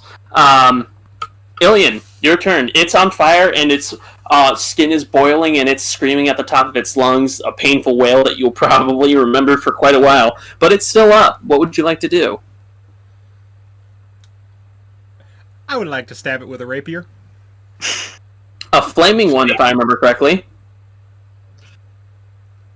Oh, I yeah. believe a 26 probably hits. Uh-huh. Oh my god. Everyone else is getting the 19, the natural 19s. Yeah. So that would be for 11. Plus 5 Plus, Oh my. so would that be Alright. 10 then? An additional 10? Or would that just be additional 5? I think it's 5, probably. I think it's 5. Or, because the blade's on fire, which would give it 5, but then he's also on fire. But he's already on Yeah, fire. but he's already taken that damage for Okay. being on fire. Alright. So how much damage is that total? It would 16, be I 16. I think that's 16. 16. Ilien, Sounds right. how do you want to kill this troll? I'm thinking rapier through the back of the spine. Cool. So as Byron said, he's feeling himself in this fight. He's about to go straight lob the head off of this on-fire troll. But as he does it, blood just goes spurting over his face as Ilien's rapier just goes poking straight through its chest, creating a small little spurt of blood. So the troll's dead, but Byron's face is a little splattered right now. It kind of sobers him up for a little bit, and he goes, "Wait, we gotta collect this stuff." And then he drops his sword, and he immediately starts reaching for his vial, because I think... Do we each have one vial, or did we give them all to someone? I don't know I who thought took you it. had them. I don't got any. Yeah. Then I Yeah, think I have them, then. I think I just forgot to write them down in my inventory. But we did have 3 vials, though. So... Yep. Yeah, I just start reaching for the vials. And... I'm gonna start trying to extinguish the troll so he can actually Yeah, collect can I the just- blood. Can I just cast create water over this thing and just dump 10 gallons of water on it? Yeah, you can. Nifty. Would you like to? Yep. Hey, everybody in the general area around the troll, I'd like you to make a dex save real quick. Oh. Free shower.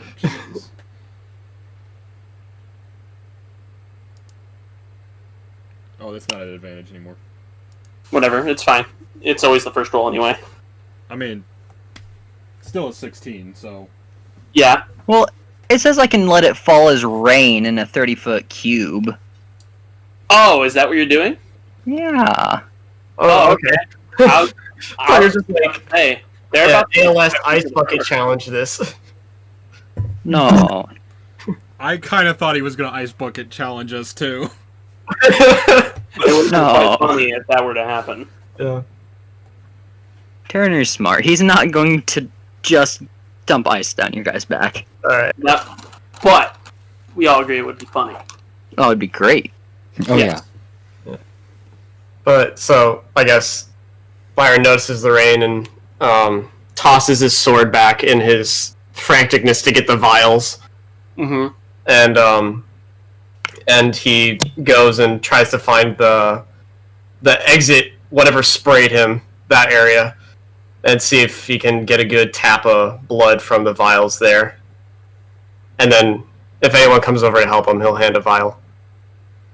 Alright, are you going to wait for the rain to stop falling? It'll only take like a second. I mean, yeah. Okay. I guess during the time it starts to rain, or begin to finish to rain, he is getting the vials out of his bag. Okay. So, with the troll fully extinguished, your blades just free of fire, you go over to the troll's chest wound and begin gathering blood. It takes a few minutes to get all 3 of the vials full.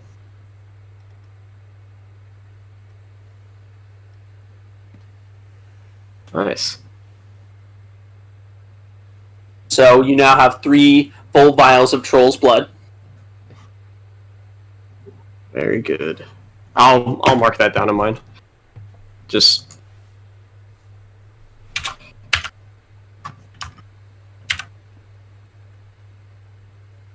Yep. All right. So, what do you guys do now? I guess.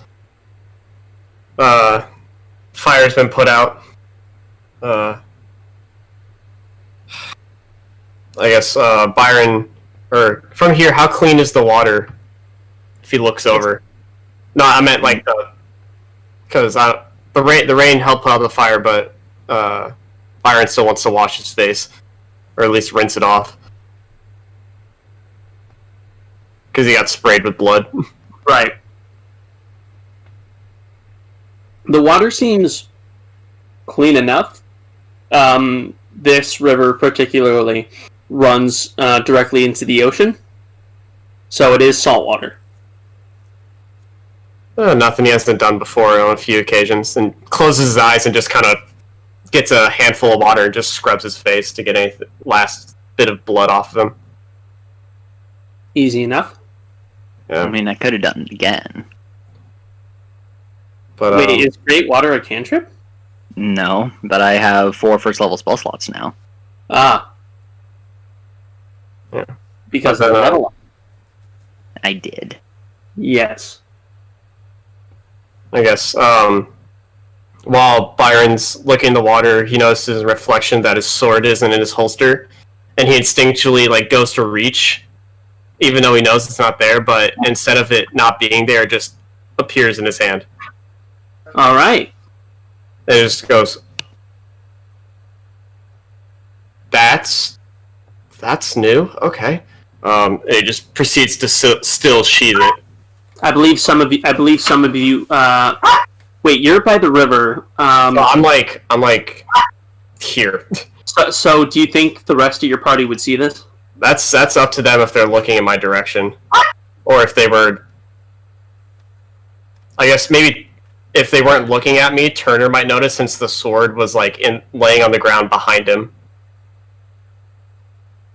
You're saying the sword would have been right here where you... It would have been right here because I tossed it behind me, Okay. and it's taller grass as we talked. So So as I walk by, I just see the sword bamf out of existence. Yeah, basically, yeah. Oh, that's new.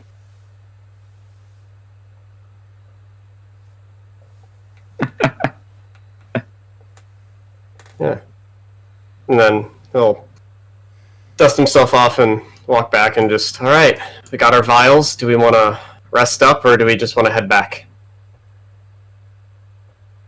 It wasn't that long of a walk to here. It was 20 minutes? 15-20, yeah. I mean, I'm hurting, but I can walk for 15 minutes. Yeah, we can rest when we get to the druid, or if you want, we can just, I guess, wait here. Oh, I would have regained hit points. Do we want to poke around the cave and see if there's anything interesting in there? We Since could. we're already here. You make a good Sure. point. No. I don't know if trolls collect anything or not, Oh, or if this cave was used for something else. you make a good point. No, I'll just start making my way in and investigating. Do all of you guys have dark vision? No, I do. I don't know about I anyone do. else. Wait, I don't. Turner doesn't then. But I'm also glowing red right now. Yeah, you still have. That's right. The light. So, no, we don't all have dark vision, but it doesn't really matter because we're walking in with Oh, a giant Turner's nightlight. still glowing red. The one person who doesn't has the light cantrip. Yes. Yep. That is pretty convenient. So, since Turner is glowing bright red, as you walk into this cave, you see that there are, besides the ending of this branch of the river, and the many stones, boulders, rocks, what have you, synonyms. You also see the carcasses of several animals, 2 cows, several deer, and similar creatures. Any humanoid shapes? Go ahead and make an investigation check. It all looks like animals to you. It's probably the smell. Byron's like, Oh yeah, in here. yeah. It smells pretty foul in here. You guys just kind of clenching his nose. You guys see anything? Or, so if not, I'd like to get out of this smell, honestly. Is there, like, anything reflecting some of Turner's red light? Any shiny stuff? Not that you can see. Then I'll step out, because I'm not wading through all that for valuables. That's gross. Yeah, nothing is in there immediately. It's like, okay, bye-bye. That was worth a shot. Yeah, I'd make a scan to see if there was anything that looked out of the ordinary for like a animal's den. But that's all I'd do. For a what? Well, I mean, Like You said you described it as looking like an animal's den. I would look for something. Well, no, I said there was a bunch of ordinary dead animals area. around. Yeah, Well, no, it's just a cave giant with just a predator bunch of dragging dead animals. stuff back to his. I guess lair would be a better word for it. Yeah, I would hardly call a troll an animal. Wait, what kind of monster type I'd is a look troll for anything anyway? that Is it a looked- beast? Is it a goblinoid? I think it's a. No, I think it's a. I think it's giant considered a or a giant. fae. Oh, it's definitely not a fae. I don't know. There's some weird shit that got thrown in with fae. Yeah, a troll is considered a giant. But yeah, I would just look for anything that looked out of the ordinary for what I'd expect to see there. All right, so what are you guys doing now? I guess. I'd say we probably make our way back home. Yeah. Or back to town. Let's go see the Archdruid. All By right, the way, I'm gonna be glowing like this for another hour. Can't you you can just? dispel it whenever you want. Yeah. No, it's lasting for an hour. Okay, cool. Turner likes glowing red. It's pretty. For Just- a while, he will be a cardinal. Just ask so there's just shiny. So, Much. on your way back, you see some of the distant farmland, and you see something. All of you see this. You see something strange in the farmland, something that you wouldn't normally see. You see what appears to be a bunch of multicolored, glowing, tiny little wisps, just moseying through the farmland amongst the cattle. Hey, Turner, do you know what those are? Do I know what those are? You've never seen one before. Just start shaking my head. Huh. Can I take a book and pen out and just start to approach them, though? The farmland is a little bit off if you want to take a small detour. I guess. Yeah. Cautiously, just I just- kind of approach. Yes, from a distance, but observing.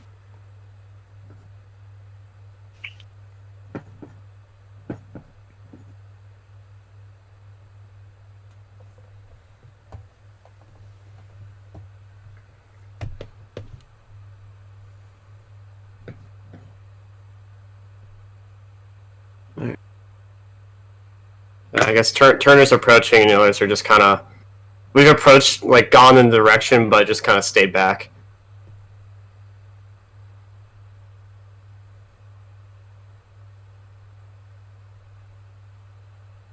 Parker, you muted yourself. Oh. What was the last thing you heard me say? That Turner was approaching. Yeah, we were all saying how I was approaching and everyone else was kind of just staying back. Oh Christ! I've been explaining what you've been seeing for like a minute, and I haven't even started. Anyway, so Turner, you see that gently floating around one of these cattle that you approached is a faint blue little wisp. And as you look around and are just jotting down whatever it is you're jotting down, you see that these things are everywhere around the farmland. And you see that in the distance, throwing some, just tending to the cattle themselves appears to be a farmhand of some sort, a human man in simple clothing and the straw hat, the typical farmer. And he's just looking at these little wisps and seems to be going about his day as normal. About how far away is he? A good 60 feet away. Well, that's a ways. But how far away from the trail am I already? But like 20 feet. Oh, okay. Not that far away. That's sprintable. Yeah. 60 feet honestly isn't that far when you think about it. Yeah, No. Dash action. Yeah. Alright, so I'll get like 30, 40 feet closer to him, and I'd just be like, hello. He's startled as you walk up. He's like, hello? What are those? I don't know what they call them, but old man Silverfrond says that the druid calls on them to help us with the farming. Oh, okay. Assuming you weren't talking about the cows. No. Okay, bye. Oh, I turn around and just kind of walk away. Oh, okay. Goodbye. And then he just goes about his business. But yeah, you begin walking away.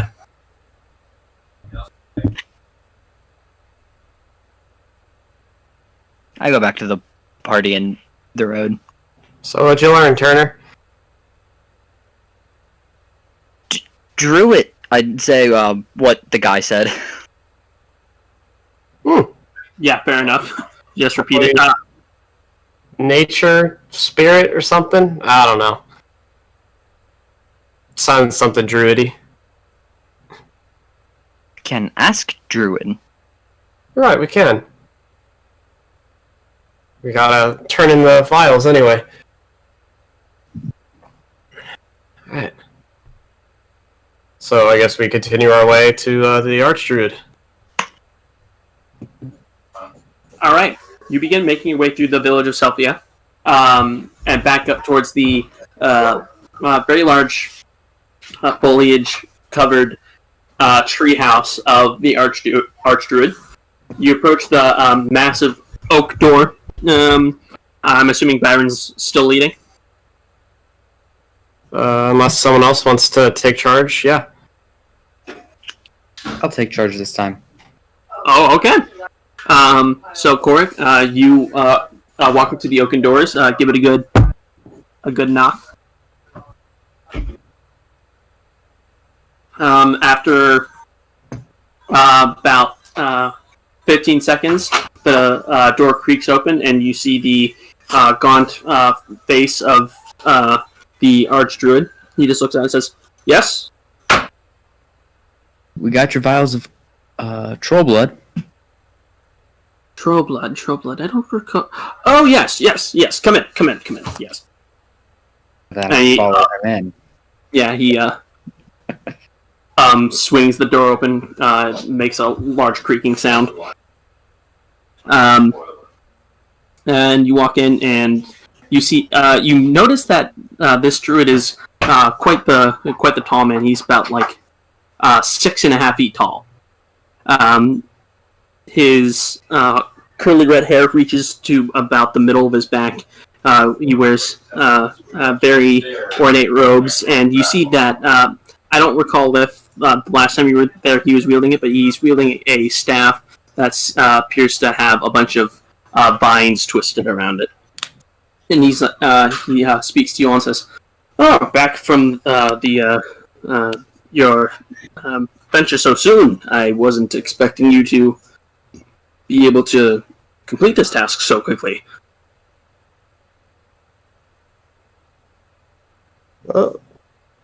Well, we kind of just put our heads together and thought about it after you talked to us, and then we woke up early with the morning and put our plan in action. All right.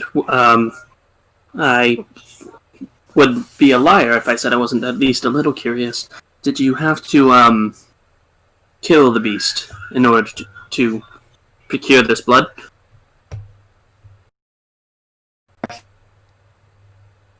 Afraid we did. Sir. Yes. He just looks down. He's like, I suppose it was bound to happen one day. We did try our best to keep any damage to the surrounding nature and wildlife to a minimum as we could. Oh, well, that was very responsible of you. The blood, yes, the blood. Do you have it? Yes, and I'll pull out the 3 vials and hand them to him. All right. He snatches them from your hand, and he sort of like fumbles with them a little bit. Oh, it's quite warm. It looks like it's bubbling a bit. Anyway, I thank you very much for your services. I would guess I'd be finished with this potion by nightfall.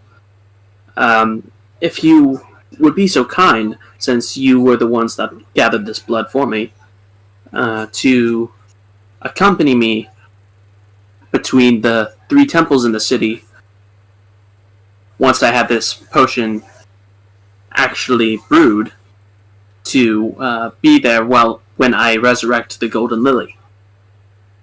Happily, sir. Yes, Love. of course. You can just call me Varis. You don't have to call me sir, but thank you. I believe I promised you something. I don't think it was gold. Locket? Oh, yes. He reaches into his robes and pulls out the necklace-like item, a golden chain, and hanging off the end of it appears to be a red gemstone formed in the shape of a heart. Now, this locket is quite special if you're ever wounded in it. Looking over at you, looking at you, Corik, he says, "Looks like you were given quite the thrashing by that troll, but it didn't get the best of you. However, I know from personal experience there are more trying, difficult creatures out there, and if you ever find yourself snagling with them, this thing would be a good thing for you to have." And he looks like he scans the room at all of you guys. And by the way, this room, it's sort of smells of plant life. It kind of smells like a dispensary, almost. Just a whole bunch of organic materials littered everywhere, lit only by what appears to be glowing orbs, not like the wisps you saw in the meadow, but those of you who know the dancing lights cantrip, that's sort of how he keeps the place lit. And you see that there are like cages and tanks lining his walls that have many manners of creatures in it. But as he scans you, he says, "So which one of you will be taking this?" I will. All right. He sets it in your hand carefully, clasps his hands over yours, and he says, "Don't lose it. If the next time I see you've lost it, I will be very upset, because it was very precious to me, and now I'm bestowing it onto you." I appreciate this a lot. Thank you very much. All right. You won't begin to feel the effects until after you've worn it for a little bit. Put it around my neck. All right. And now, if you look in the handouts tab of the journal, there will be a little section for magic items, and you'll see that the magic item is listed there for you to see. And you can add that to your inventory if you'd like, or you can just keep the item there. And I'll even put a note in there.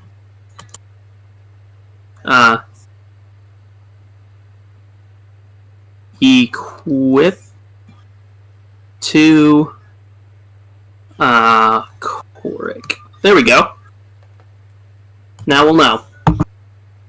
You said it's in the handout section? Yes. If you click the handouts tab, it'll pull down quests and magic items. If you click on magic items, you will find the item. I'm only seeing quests. Let's try this again real quick. That's weird. Yeah, it's just quests. Oh, maybe I just haven't allowed you permission to see it yet. Here. All you guys will be able to see it. There we go. Check There now. it is.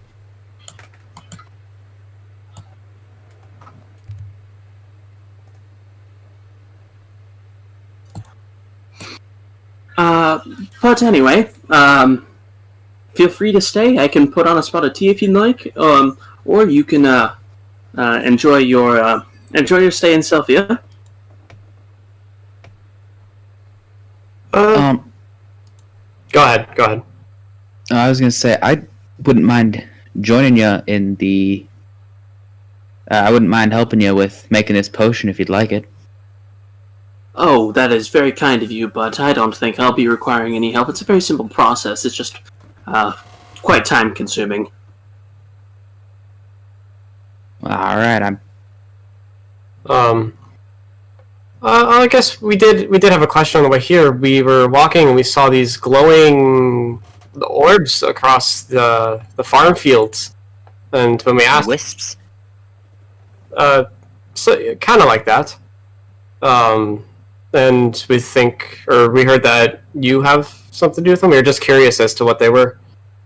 Oh, yes. I'm shocked it's taken you this long to notice them. Well, when I first visited Selphia, they were suffering from a terrible famine. Their crops were all dying, and I came here to remedy that. And the way I've done that, I've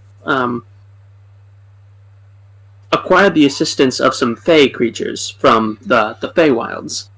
They, as far as I can tell, have been aiding the farmers here to keep their crops and livestock alive and well, and preventing famine and diseases of the crops and stuff of the like. They usually just float there and don't actually interact with anything, but whenever they're around, the crops seem to be healthy. Yes. Don't Turner bother was them. taking note on all of that. Yes, don't bother them though. If you mess with them so much, they'll just vanish. Don't know what the cause of that is, but Well, that's good to know. yes. Yeah. And so you said we'll probably be traveling to the different temples tomorrow or tonight? I'd say once the sun goes down. Okay. So, guess meet back here at around sundown or just after? Yes, that sounds appropriate. Okay. I guess, is there anything you need us to grab before we see you again? Since we'll be meeting up again? He strokes his chin with his really long bony fingers. No, nothing. Nothing. I think I'm good. Okay. Is there anything I can do for you? I don't know if I still have any, but I might have a healing brew or something in the back. I can go look. That'd probably be good for you, Corik. No, I've got 2 of them already. Oh, well then. I don't know why I didn't take one. I just now noticed that I have it.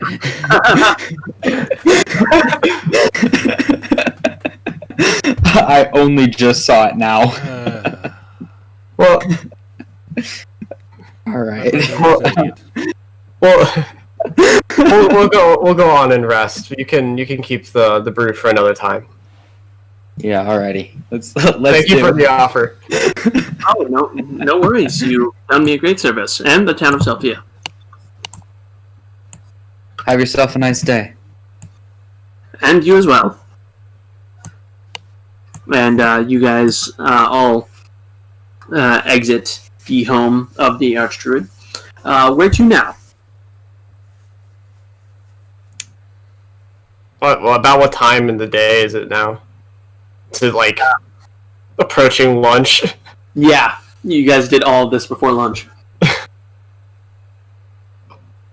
What a morning. Yeah.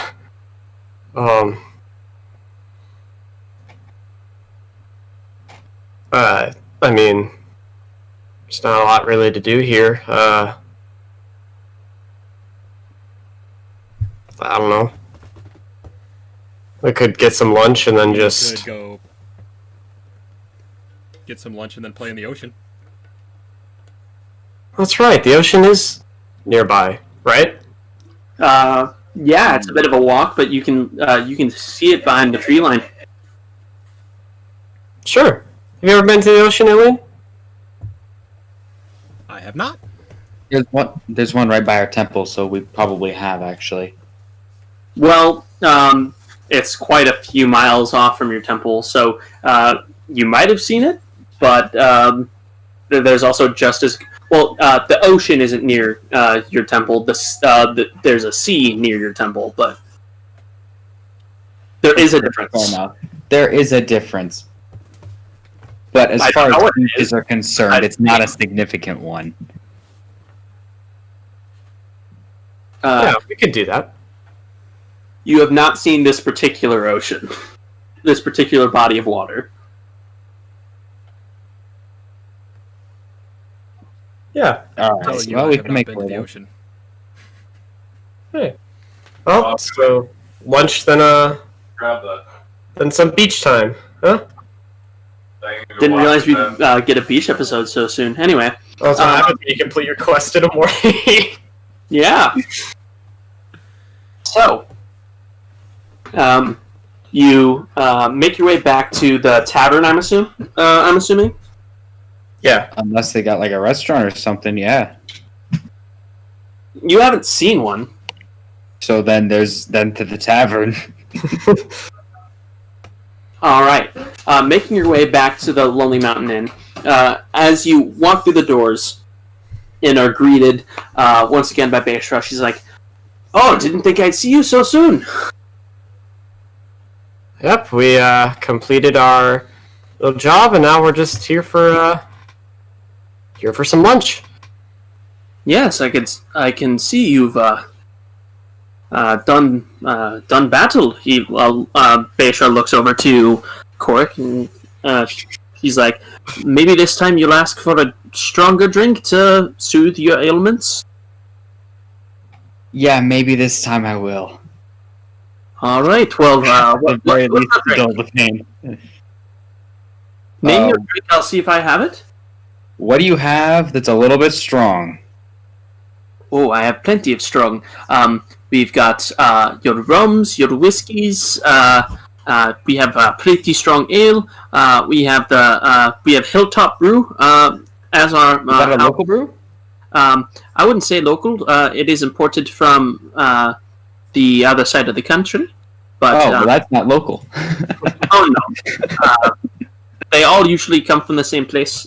There is this one town up north. Don't know if you've heard of it, but there's two big brewing companies there. But our preference here is Hilltop because it is very strong. I'll take some of that. All right. She looks to the rest of you. He's like, "Can I get anything for the rest of you?" I'll take a regular ale with lunch. Lunch. Anything particular strike your fancy? Just kind of look around. I don't know. Just whatever's been being prepared, I guess. Not too particularly picky. All right. Odd request, but I can whip you up something tasty for sure. What about you two? Looking over to Turner and Ilien.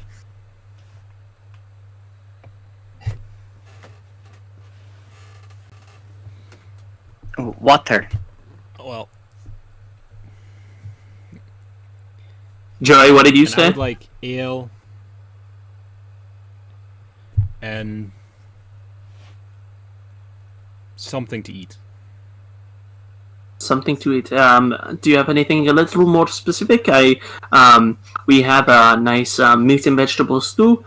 We have some ham still from breakfast, but it is still warm. I can warm some up. We have eggs. We have meat sandwich. Meat sandwich. Well, it is just ham. Yeah. Ham and bread. Yes. That stew sounds fantastic. All right. It'll take a minute, but I'll get it whipped up for you. All right. So I think that would just be so from Ilien, that would be about 3 silver, and Turner, you wouldn't be paying anything since you're just getting water. Byron, 2 silver from you, and Corik, what did you get? That high top brew or whatever. Okay. You didn't get any food or just the drink? Just the drink. That'll be like a few copper from you. Jesus. Can she make change? Just give her a silver. Yeah, I'll give her a silver. Tell her keep the change. All right. About a minute later, she comes back with all of your drinks, and even a little bit later after that, she comes back with a nice stew. She's like, in there are potatoes, tomatoes, and beef. Enjoy. And hands Thank you. to Byron a plate of roasted beef and potatoes. Ooh. Thank you. Yes, enjoy. Digs in. So I guess this would count as a short rest at least. Yeah, you guys can consider this a short rest. You can roll hit dice if you expend hit dice if you like. Oh, solid. Oh wait, you haven't attuned to the aperture yet, have you? No, I haven't.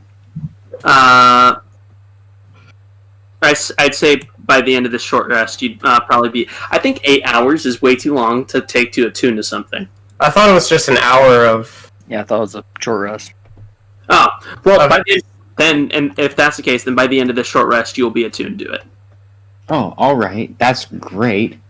I think it's like- I'm up at full then. Yeah, it's like, and if you do it during a short rest, it's an hour. But if you're just like holding it or just wearing it and not really focusing or resting, it's like 8 hours. I think that's why it might be 8 hours, but nah, probably not. I think the length of attunement is kind of ridiculous anyway. I say you just spend like a decent amount of time with it. You'll eventually be good with it. So as you're drinking your ale and just sitting back and resting, you feel the rejuvenating effects of this periaptive wound closure begin working its magic. You feel all warm inside, and you can't tell if that's the locket or the ale. But whatever it is, you are feeling pretty good. Alright, great. Alrighty. So, is there anything in particular you guys chat about or do while you're eating or relaxing, or are you just eating and then immediately bouncing? While I'm drinking, I am going to just focus on attuning with this thing. Okay. You do so.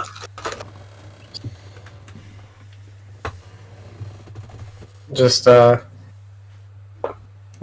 focus on eating. Probably, yeah. Just well, if the river goes out to the ocean, then we can probably just follow the river again out to a beach.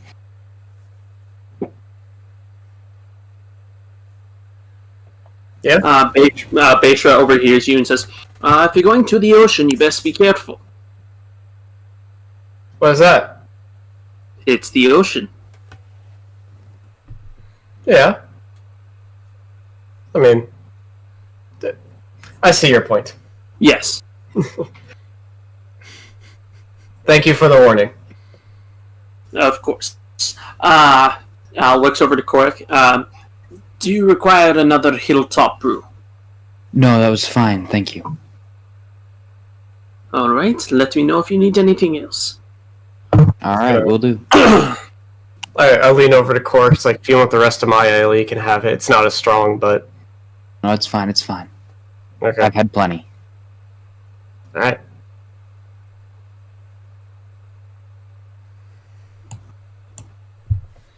Alright, While they're drinking and... I was just gonna say, while they're drinking and talking, I was gonna be trying to read more of that book. You've practically read all you can gather from the book.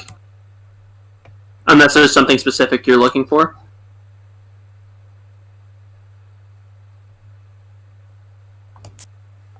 No, if that's the case, we're gonna go back to the Scrolls of Sane. Because I will get these eventually. Have you not deciphered what they say yet? No, I've yet to roll above a 10 to try and decipher what they say. Alright, what have you been rolling for it? Have you been rolling religion? Because that makes the most sense. I have no idea. I'll roll whatever you tell me to. Yeah, just go ahead and roll a religion check. Neato. Finally. Why is it still an advantage? Go back to normal. Yes, in this case, it don't matter. So it is finally revealed as you pore over these scrolls, reading the fine writing and deciphering what this very old text says. It's just prayers to the god Sane. God. Okay. I mean, thought it was gonna be a fart joke for a second, so it's better than that, No. I guess. It's a really ancient equivalent to sermon notes. Okay.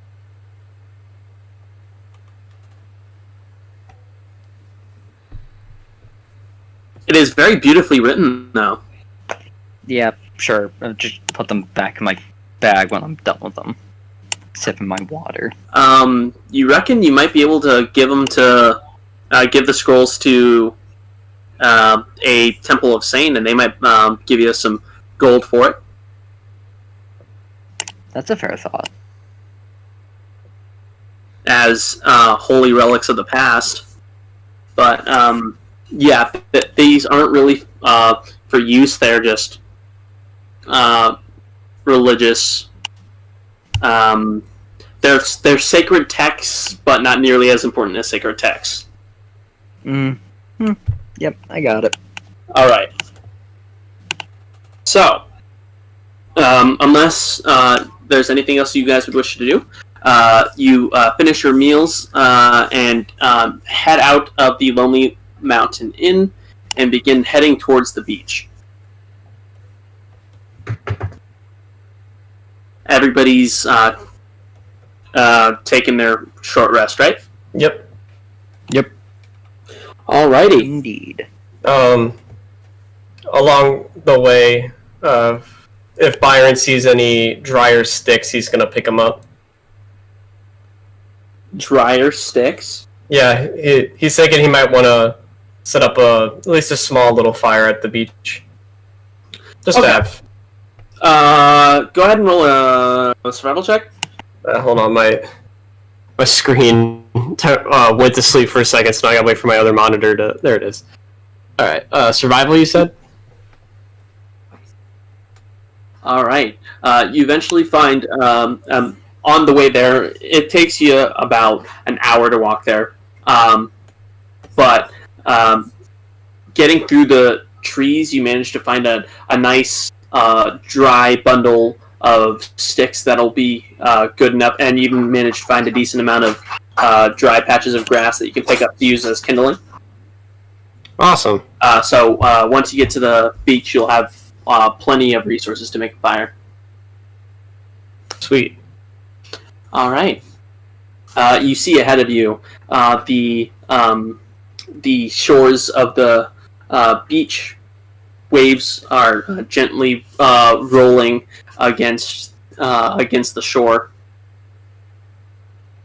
For miles and miles out, you just see massive, ocean of a deep blue color. The skies are full of clouds this day, but the sun is still poking out, and the weather is a bit breezy, but not enough to ruin the feeling of a good swim. Might be a bit chilly. Just find a nice spot for the fire and just see. It's always good to have, even on warm days. A little bit of wind will suck the heat right out of you. And as I begin to set up the fire.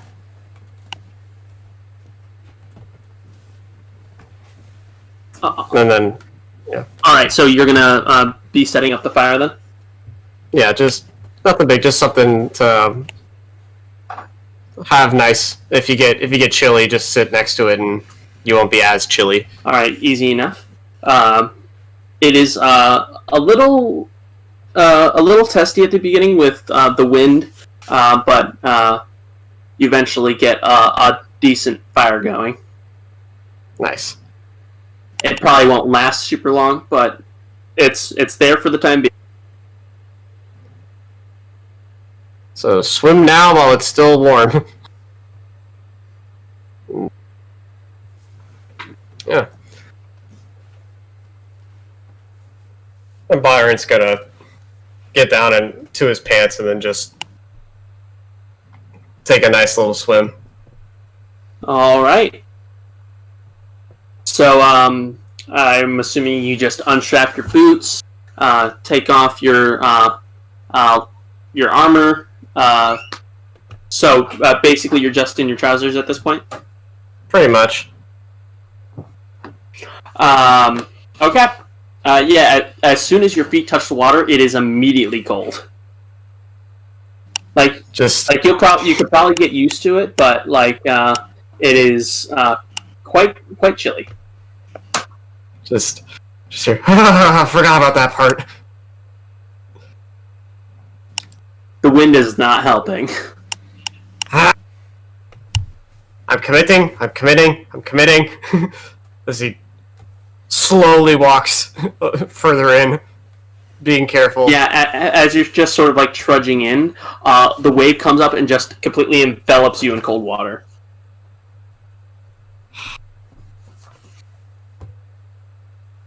Oh, that's enough water for me. And I'll walk back and just lay on the beach next to the fire. The fire is a welcome feeling. Are any of the rest of you getting in, or are you guys just watching Byron take the polar plunge? Turner is sitting next to the fire, playing in the sand, not going near the water. Building sandcastles and whatnot. Yep. I'm gonna jab at Byron for not committing, like he said he would, and then I'm going to spend like I don't know an hour meditating before I do anything else. And Ilien, you doing anything of note? I'm building sandcastles. You're helping Turner with build his sandcastle. I saw him go in the water. I do not like the cold. Nope. Nope. Make a sandcastle. You don't like the cold. With Turner. I got hollow bones. So yeah, Turner and Ilien are Literally part D. building I do not like the cold. Yeah. I was gonna say, once Byron gets warmed up, however long that takes, he'll re-gear up and then proceed to go help with sandcastle. Okay. Yeah, you're. It may have been cold, but it was still a nice reminder of home. Yeah, your hair dries out in next to no time with the wind just blowing through it. You feel like you might catch a cold, but like you had fun while it lasted. So Did you go?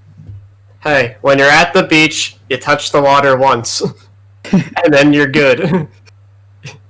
And then you play sandcastles. So, after a good while of playing with sandcastles and drying yourself out, is there anything else you guys would like to do at the beach?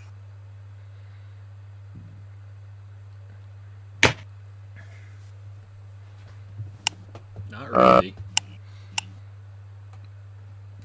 Sleight of hand to see how good my sandcastle is. Go ahead. Everybody who wants to do that can. Yes. Absolutely. Of course. I'm shaking from the cold. Sleight of hand.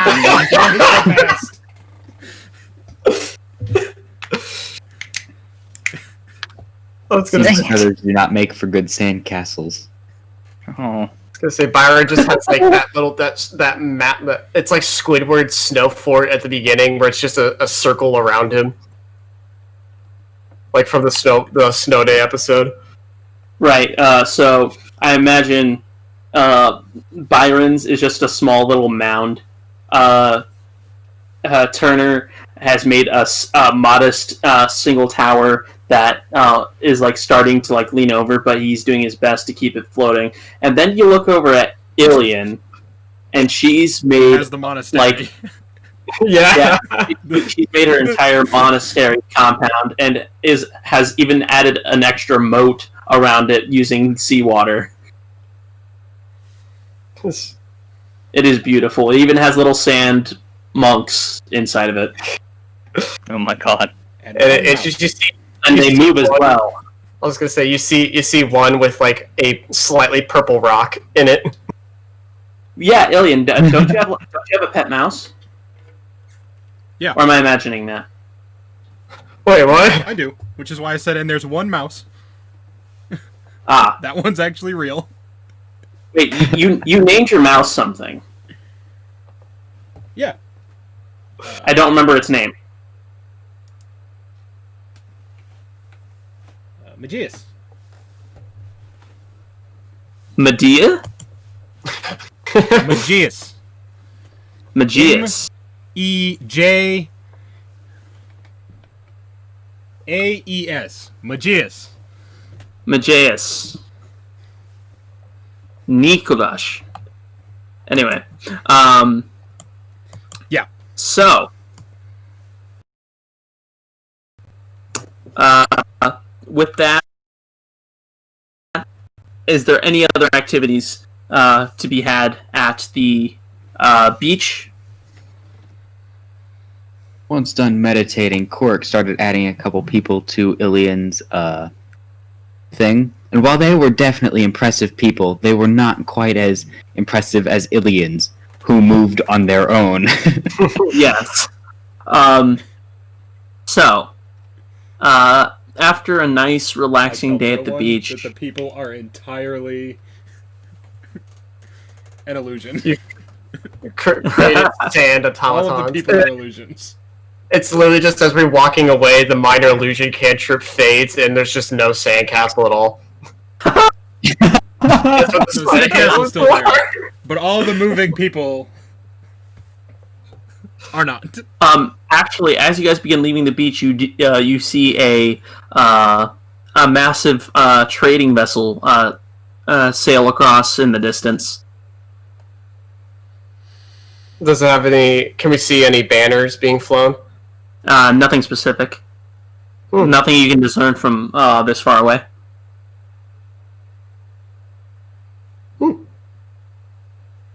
You notice the sails are a light color. Alright. Seems pretty standard for sailing. Probably a trade route that runs by here. Considering your location, it's probably near one of the port cities nearby.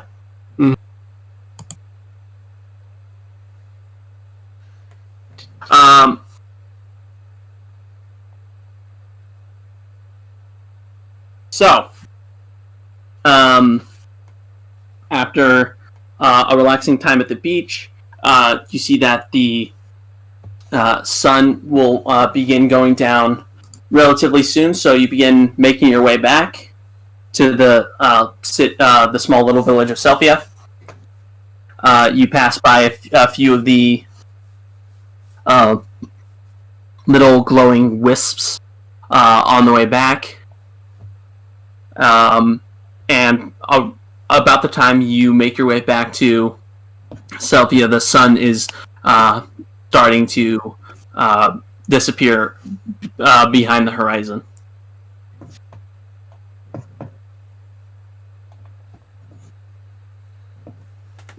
I'll be walking in a hurried pace to make it back in time. Well, he did say it might be done after sunset, so I can take a look. I'm walking hurriedly. Alright. So, are you guys making? So, are you guys? Where are you guys heading now? Then? To that spot between the 3 temples.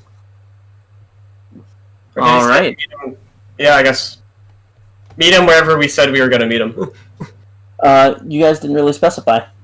So, do we just want to meet him outside his place? Wait for him to.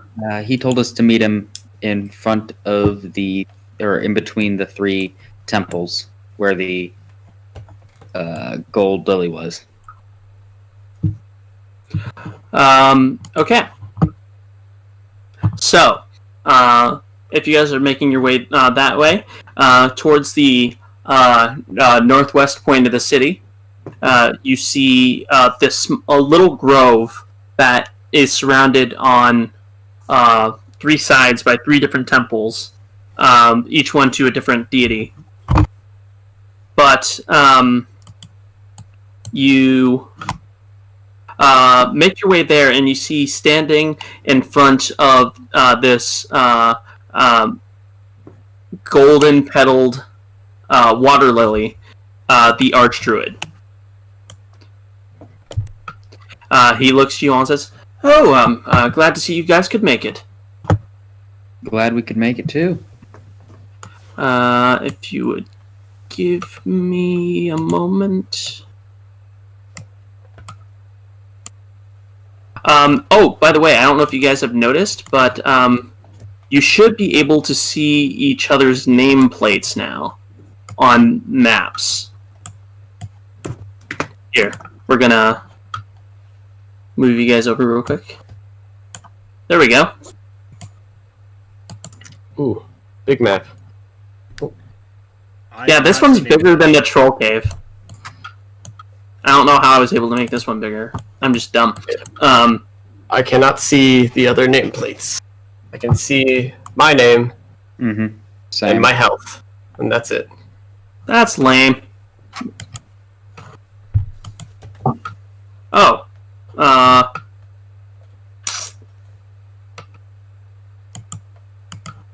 Is there a switch you forgot to flip?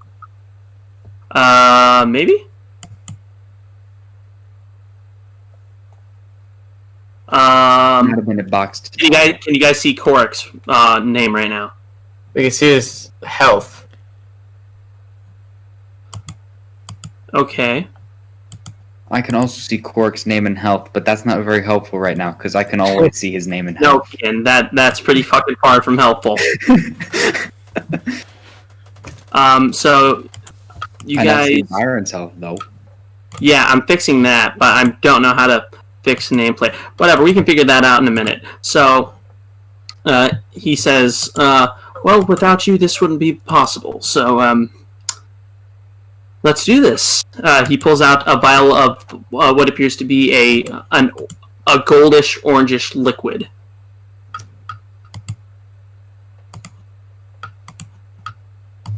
Oh, I see Turner now. Yep, I figured out how to fix it.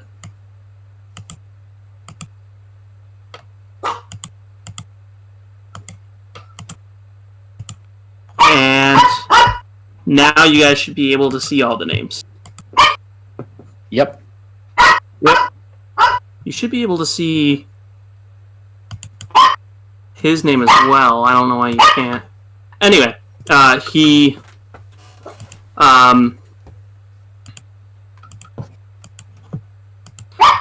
the Archdruid leans over the flower and uncorks the the thick orange gold potion, and just dribbles a single drop onto the flower, and then corks it. And then he's like, "All right, now stand back." And then, Oh, yeah, I back up. and you see radiant energy just sort of swirl around it, and you see the slightly wilting petals begin to rejuvenate. The color return to it. The structure becoming more solid instead of all wrinkled. The air begins to smell more fragrant and more like flower and wildlife. And he's like, a smile creeps across the Archdruid's face, and he looks to you all and says, "Well, it looks like it's alive. Thanks to..." And then as he's beginning to thank you, you guys hear the distant screaming of, it sounds like a woman's cry.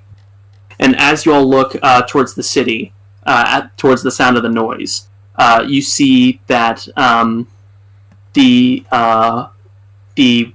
colored wisps that you have seen throughout the city are sort of coming and congregating towards the gold lily right where you guys are standing. And as they get closer, you see that these wisps are sort of like condensing and consolidating into singular forms. And you see that they appear to be tiny humanoid creatures with what appears to be butterfly wings of sorts. And you hear a very high-pitched cackling as several of these wisps begin turning into pixies before your eyes and just start swirling around the city. You hear the town immediately go into chaos as these pixies start running around, causing absolute havoc. You see one of them. Changes the color of like a whole crowd of people's hair from their original colors to all the sorts of different colors of the rainbow. You see in the distance one of the cows immediately begins floating and is starting to ascend into the sky. You see several other townspeople just walking around aimlessly, their eyes glossed over as if they aren't able to see. One of them comes over and lands right on the flower right in front of you guys and just taps on the golden lily, and you see it immediately starts transforming. The roots begin digging themselves out of the ground and wrapping themselves around this lily, and piles of foliage and grass start erupting from the ground, and in the place of the lily appears a moving, shambling mound of vines and grass. And with that, this appears before you, and we're going to end the session there. For a quick second, I thought that was a treant, and I got very scared. I have a bad track record with treants. What happened with the treant? I'm curious. Responsible for my first character death ever. Oh, did you guys hear about how Daburki killed my first character? No. Yeah, a giant Cthulhu